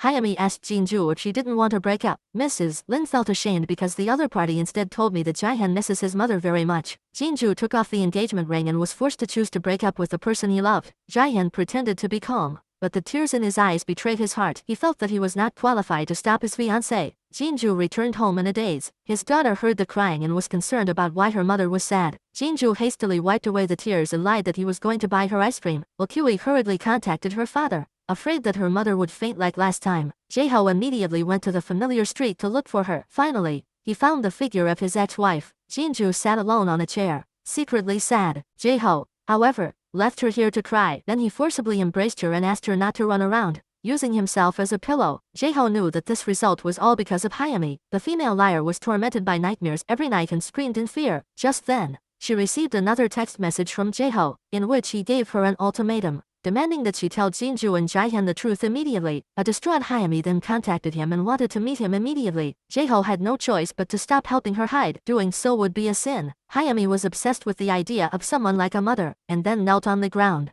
begging her ex-husband to have mercy on her. Hyami was almost crazy to get the warmth of a family. She had tried so hard to keep Jaeho, but it had resulted in a miscarriage. Now she had nothing and dared not turn back. She had gone too far. Jaeho knew that his sins were deep. One wrong choice had hurt two women. Unfortunately, there was no medicine for regret. His best friend was curious as to why Jinju had broken up with him. Jinju confessed that she had just learned that Mrs. Lin was Jaehyun's biological mother. Seeing her 7-year-old grandson, she could imagine how reluctant she was to let him go, so she decided to fulfill the old woman's wish. Otherwise, Jaehyun would refuse to recognize his own flesh and blood because of his relationship with her. Mrs. Lin would think of her son whenever she saw 7-year-old Tom. She couldn't hide her love for her grandson. The woman who had done wrong was also suffering. Her son's biological father was a stain she could not get rid of. Suddenly, a towel was placed over her head. Mrs. Lin told her to lie still. She should rest more often. As a mother, she should cherish her health even more. Hyami was moved to tears. She cried and said she was sorry. She sat up. No one had ever loved her like this before. She had to do everything on her own. She went to school and had a child all by herself. She hated her mother for not caring about her. This strong woman who had experienced so much hardship had a compassionate heart. Perhaps they had met so that she could let go of her hatred. Then Mrs. Lin pulled out a photo of herself with her son. She knew that Jaehyun hated her for the same reason. She couldn't wait to meet him, in order to escape the pain. Jaehyun decided to close down his company and live abroad. Before he left, he couldn't help but take a look at the woman he loved. But instead, he ran into Jaeho coming out of Jinju's house. The sight of the happy family stunned his heart. Jaehyun pretended to be passing by and hurriedly said goodbye. Jinju was stunned for a moment, but then chased after him. The two lovers had no choice but to break up for each other, but this was not an easy thing to do. After a few simple greetings, they fell silent. Jaeho kept waiting at the door for his ex-wife. Jinju didn't tell the other party the reason for the breakup. She just said that Jaehyun was her last love. She can't bear anyone but him. She hopes her ex-husband will completely give up and not harbor any fantasies of reconciliation. Jaeho can't let go. He knows that the two of them parted due to a lie, and he desperately wants to fight for them once more. Soon, Jinju learns from a colleague that Jaehyun has gone abroad. She is distraught. It's not the separation that she is worried about, But Jae-hyun, who longs for her mother's love, has not yet met Mrs. Lin, so she finds the elderly woman and persuades her to hurry up and not delay any longer. You are the only one who can heal Jae-hyun's wounds. Jinju really wants to untie Jae-hyun's knots, so she summoned up the courage to ask him out, hoping that he would not resent his mother anymore. Maybe she also shed tears every day when she left you. You changed your surname and birthday so that your mother could not find you. Jae-hyun, with a strange feeling, somehow ended up at the orphanage where he had once been. Memories of the past came flooding back. His mother promised to come and pick him up in a week, but that was 34 years ago. Recalling the pain, Jae-hyun could not help but redden again. Then he went to the orphanage to inquire about the past years. No one had looked for him. Unfortunately, the director had gone out on business, so he had to leave first. Jae-hyun once again found himself at the small restaurant without knowing it. His mother's gentle words kept echoing in his ears. At this time, Mrs. Lin finally received a call from the director. She was so excited that she suspected her son had gone to the orphanage. Without waiting for the other party to finish speaking, she hurriedly hung up the phone and prepared to go to the orphanage. If Jae-hyun had known that it was going to be his last meal of fried noodles, he would have eaten more slowly and kept his promise with his mother. Mrs. Lin's car quickly arrived at the orphanage. She barged into the office, causing a scene. The result was disappointing. Mrs. Lin knew how much her son hated her, so she had never dared to admit it. She walked out of the building in a daze, not realizing that she had just bumped into her son, who had returned. Mrs. Lin finally gathered her courage and confessed that she was the bad mother who had abandoned him. She apologized, rubbing her hands together, saying that she had had a serious illness at the time and had therefore been unable to come and pick him up in time. The mother knelt on the ground and begged Jae-hyun to forgive her. Jae-hyun was in tears. He had too much resentment and couldn't accept it for a while. He pretended he didn't hear anything and turned around to leave. He went back to the car alone and suddenly remembered what Jinju had said. Maybe she was right. His mother did love him. After struggling for a moment, he went back to Mrs. Lin and slowly knelt down. Tom remembered that Jae-hyun knew she was Lee mother's boyfriend. Hyami said he had mistaken her for someone else. He was about to tell her that she was his biological father, but he was afraid of causing confusion in his son. She now had only one request. She wanted Tom's household registration to be in Jae-hyun's name. Jae-hyun decided to go abroad. As for other obligations, he would entrust them to a lawyer. Hyami showed an unhappy expression. Could it be that a woman was more important than her own flesh and blood? Jae-hyun got up to leave, but he bumped into Tom. He didn't feel anything special for this child, but he associated himself with the experience of being abandoned when he was 6 years old. Although Jae-hyun had already recognized his mother, he had not completely let go of the resentment in his heart. He rejected the proposal to live together. He was also curious about one thing. How did his mother meet Hyami in the first place?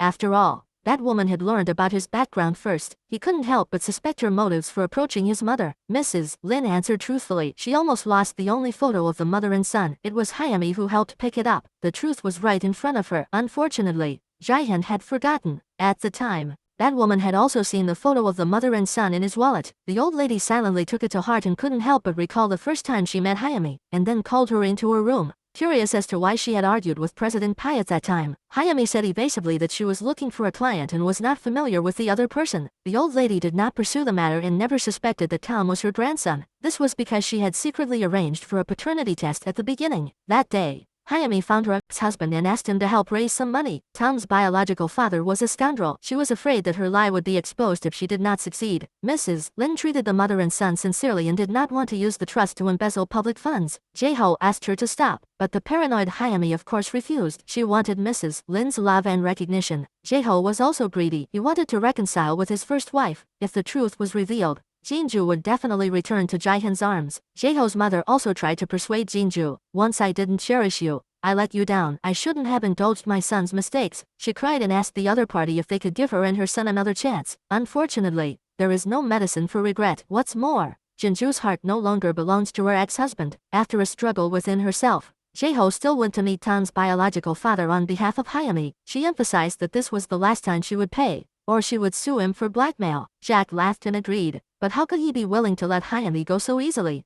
Jae-ho, on the other hand, took advantage of rehearsing the school program for his daughter to go to his ex-wife's house every day. Jinju's attitude was cold, and she didn't want him to have any illusions about her. Jae-ho pretends not to see and even buys cosmetics to gift to her. Jinju refuses to accept any gifts from him. She begs him to stop thinking uselessly about their daughter and to keep up a proper relationship. Jae-ho returns home dejected. His mother encourages him not to give up. You won't find a better daughter-in-law than Jinju. They say that a husband and wife are bound by 100 ties even after a day of marriage. I don't believe that your mother doesn't have any feelings for you. Jae-ho decides to take advantage of the kindergarten performance to win back his ex-wife. After the event ended, he tried every means to invite Jinju to a restaurant, and then took out the original wedding ring, hoping to become a family again. Jinju was tired of being entangled, not to mention her heart was already occupied by Jihan, and there was no room for anyone else. Jae-ho, however, shoved the ring into the other person's hand, not asking for an answer now, hoping she would consider it carefully. Jae-ho woke up too late. They could never go back to the past. After rejecting her ex-husband,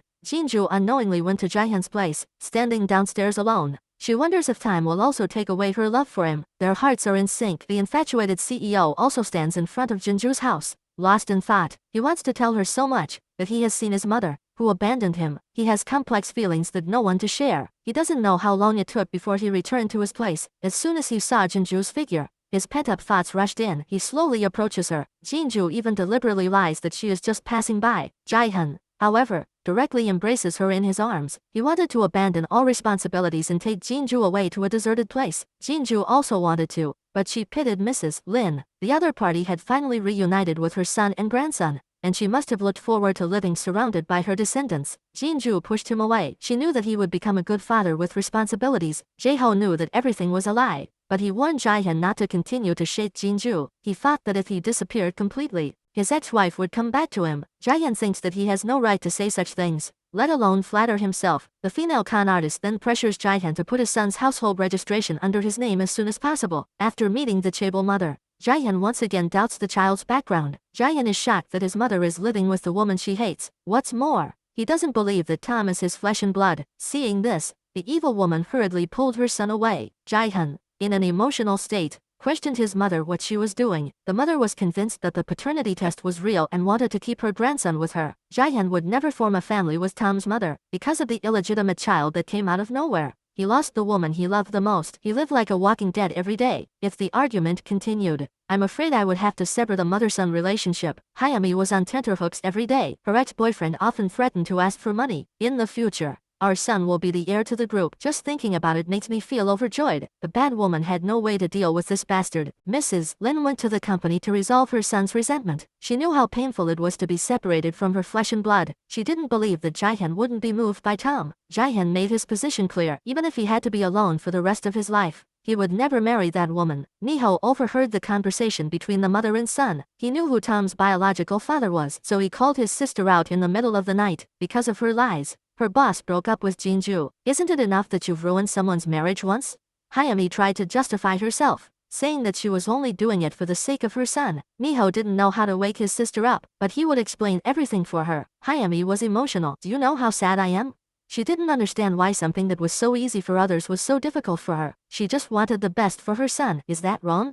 If you can't get something through your hard work, you might as well take it. Even if the whole world doesn't understand, at least your own brother can support you. Who took care of you instead of your mother?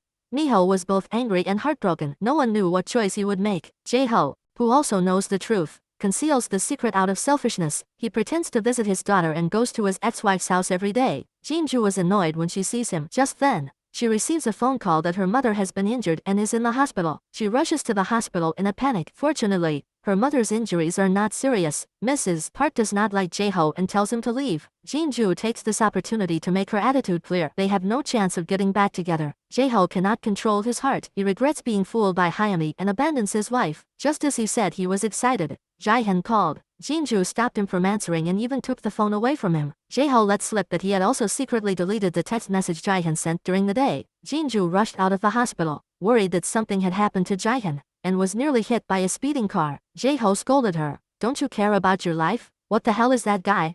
Jinju cried. As time passed, she missed Jihan more and more, to the point where she could hardly breathe. He wondered what he did every day, if he ate well and slept well. Seeing his ex-wife crying, Jae-ho also shed tears. At that moment, he finally realized that he had to let his child's mother go. Meanwhile, the upright Miho also told his boss the truth. He couldn't let his sister continue to make mistakes. Just like this, the two lovers ran towards each other at the same time. I don't know how long it took. Jihan finally found Jinju waiting at his door. Hayami unexpectedly learned that Mrs. Lin's cancer had returned, and she couldn't help but shed tears. Although she had told a huge lie, she sincerely thanked the old man who had treated her like a mother. While they were talking, the phone rang. The couple she had broken up had already learned the truth and would sue her for fraud in forging a paternity test. Hayami argued with her eyes wide open, insisting that Tom was Jihan's son. She refused to believe that they could do another paternity test. The other party already knew who Tom's biological father was. The lie was exposed. but the bad woman was stubborn. She stopped the two of them in their tracks. Hayami rubbed her hands together,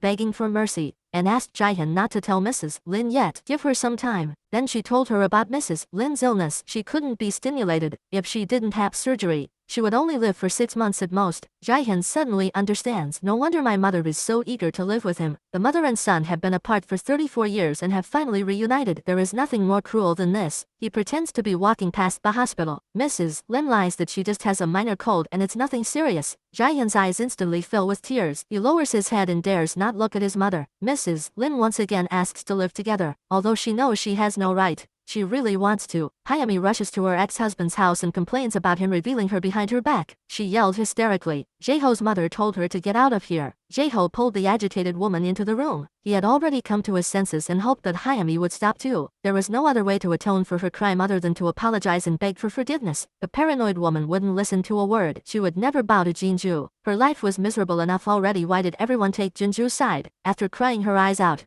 she complained that Jaeho's mother had never treated her in town well. If she had been a little more tolerant, she wouldn't have ended up in this situation. After hearing this, the old lady became even more angry. No matter what, she could never compare to Jinju. She had lost her precious daughter-in-law. She desperately wanted to stay by Mrs. Lin's side, but now it had all been ruined by Jaeho. When Jinju's family learned the whole story, her younger sister was overjoyed. Not only was she happy that Jinju and Jaehyun had reunited, she was even more excited to learn that Jaehyun was the only son of a major chaebol. Jinju's father was thoughtful. He couldn't believe that his former son-in-law had not changed and had helped a bad woman hide her secret for so long. Jaeho knew that he had committed a grave sin. He knelt on the ground to apologize. He could also let himself be beaten and scolded. The old man, who had always been open-minded, changed his attitude and told him to leave. He was afraid to hit him for fear of dirtying his hands. Jinju takes her boyfriend to visit her mother, who has broken her arm. Mrs. Park is a little embarrassed. She had forced Jaehyun to leave her daughter. She can't wait to get out of the hospital and go beat up that woman. Hayami secretly looks through Mrs. Lin's will. Sure enough, her name and her son's name are on it. Just then, there is a sudden sound of talking. Considering his mother's physical condition, Jaehyun has not yet revealed the truth about Hayami. Unexpectedly, the woman who cheated on him refuses to leave. Jaehyun holds back his anger and calls her outside to talk. Hayami said she had come back to pack her things. She said Mrs. Lin loved her grandson so much that she would be devastated if she left without saying goodbye. Jaehyun was afraid that her mother, who had just been discharged from the hospital, would not be able to handle it. She warned Hayami not to play any tricks. A court summons would soon be sent to her, and she would face multiple charges of fraud and falsifying a paternity test. The evil woman looked flustered. She could think of no way to get out of it except to stall for time. Early the next morning, Hayami received a delivery from the court. Her face instantly changed. She hurriedly hid in the bedroom to check. She would rather die than go to prison. The desperate liar once again found the biological father of her son. What can she do to avoid this? Jack is willing to take the blame for her. The maximum sentence for fraud is 3 years. However, she must use Mrs. Lin's trust to embezzle public funds. If she embezzles a few hundred billion won, she will be able to live comfortably for the rest of her life. Hayami hesitated. Mrs. Lin treated her like her own daughter, giving her the warmth and care she craved. She really didn't want to do anything to betray the old woman. That night, Niho came again and forced his sister to turn herself in. He would take care of Tom until she was released from prison. Hayami was afraid of living a hard life again. In the past, her mother was so busy making money that she left the siblings in a dark room every day. When they couldn't pay the rent, they had to sleep on the streets and suffer discrimination. Her younger brother promised that even if he worked on a construction site, they would never go hungry. In his opinion, his sister was now living a life even more miserable than then. Hayami was moved to tears as she endured the pain and kept them from falling. After this hospitalization, Mrs. Lin has come to her senses. She cannot let Jaehyun marry a woman he doesn't love just to keep her grandson by her side. She also understands why her son married Jinju. She hopes to see the two of them get married as soon as possible. The couple looks grave. They hope even more that the elderly person can undergo surgery as soon as possible and overcome the disease. Mrs. Lin, who has experienced suffering, has a kind heart. She always feels that she owes Hayami, who has raised her child alone, and in the future, she wants to get along with her as mother and daughter. She has decided to give her the most profitable store in the family. The old man knew his own illness and had prepared for his funeral. These words she could not say to her son, so she could only say them to Hayami. Hayami could not stop the tears. Mrs. Lin moved her time and time again, but at this moment, her ex-boyfriend called. Hurriedly, he made an excuse and returned to the office. Jack just mentioned Hayami's name and entered. He even sat in the chairman's chair. Hayami shouted angrily, telling the other person to get out quickly. She did not want to work anymore. Mrs. Lin suddenly remembered something. She returned to the office and stood in the doorway. Listening to the two people argue, she felt a chill down her back. The child she had always trusted had used their blood ties to deceive her like this. She was so emotional that she forced the other person to explain themselves. When the truth came out, Jack had no choice but to leave in disgrace. Hayami truly respected the elderly man who had treated her like a mother. This time, she didn't just stand by and watch. She hurriedly took Mrs. Lin, who had fainted, to the emergency room. Jaehyun and Jinju arrived at the hospital as soon as they could. Facing their questioning, Hayami didn't try to defend herself anymore. She confessed to the cause of Mrs. Lin's fainting. Jaehyun was so emotional that she wouldn't let her go near her mother's room. Hayami couldn't let go of her worries about her benefactor's health and spent the whole night wandering around the hospital. When she heard that Mrs. Lin had woken up, she begged to see her one last time through the door. The old lady agreed, but that didn't mean she forgave her. Hayami knelt on the ground and kept apologizing. Mrs. Lin gave her the maternal love she lacked. She got sick and put a towel on her forehead every day. She told her to eat well. She waited up late every night for her to come home. This was the kind of care Hayami had never experienced before. The time they spent together was the happiest time of her life. So even though she was trembling with fear, she didn't want to stop. Mrs. Lin just felt a chill down her back and wanted to erase this memory. Hayami walked out of the ward like she had lost her soul. Then she grabbed Jinju's arm and wished her eternal happiness. They had no grudges against each other, but they kept fighting until now. But don't worry, it won't happen again. Jinju felt that there was something else behind her words. Sure enough, at this time, Hayami came to the rooftop. She slapped her to try and wake her up. Jinju used to hate her to the bone and ruined her 10-year marriage. At that time, I felt abandoned by the world and wanted to just walk away. You have to live for your child. This is how you pay back the debt you owe yourself. Hayami crouched on the ground and wept. She wanted to be the best mother to make up for the loss and hurt of her childhood, but instead, she became the worst mother. After crying for a while, Hayami seemed to have come to her senses. First, she set a trap and arrested her blackmailing ex-boyfriend. Jack was furious and vowed to never let her go. Hayami then took her son to her ex-husband's house, as Tom really missed his stepfather. He wanted to stay there for one night and apologize to his mother-in-law. Even once, she wanted to show him how sincere she was. She really wanted to be a good wife and daughter-in-law. That night, she hardly slept and kept watching her son. She shed tears. She owed so much and didn't know how to make it up. When the sun came up, Jaeho saw a note from his ex-wife asking him to send Tom to his brother's place. She also wrote that he was the only person she had ever loved. Hayami, on the other hand, went to the police station to turn herself in. She will face justice. A year passed in the blink of an eye. Jinju finally married into a chaebol family with her daughter. The walls were covered with family photos. In order to take care of her mother-in-law, who was recovering from surgery, Jinju studied healthy cooking every day. Her best friend asked her to pay attention to the baby in her belly. She can leave it to the nanny. Mrs. Lin came to the dining room and told her daughter-in-law to bring abalone and sea cucumber when she went back to her parents' home. She then ate the rice buns made with special ingredients and praised them highly. She kept praising Jinju in front of her best friend, showing her affection for her. Jinju then went back to her parents' home with her husband. The strong woman mother went on a business trip. At her age, she is still running after her career. Jinju feels that she should take her mother as a role model and never give up her career. The family laughed and joked together in a happy and harmonious way. Jinju, who was about to become a mother, decided to forgive Hayami. She did it for the baby in her belly, because hatred is a double-edged sword. It not only hurts others, but also hurts oneself. Hayami was afraid to look at her face and returned to her cell. She opened Mrs. Lin's letter, because she had poured all her emotions into her relationship with Tom. She had hated her for a long time, but she realized that only by letting go of the burden of resentment could she feel at ease and be healthy. So you should also let go of your burden and reform yourself in prison. After getting married, the workaholic transferred his obsession to Jinju. Jaehyun, on the other hand, was like a meek little wife who was constantly clingy. He even went so far as to plant a kiss on her cheek. He had once been just like this, and she had been enchanted. In the sweet togetherness of a married couple. That's the end of today's story. Thank you for your support and company. We'll see you next time.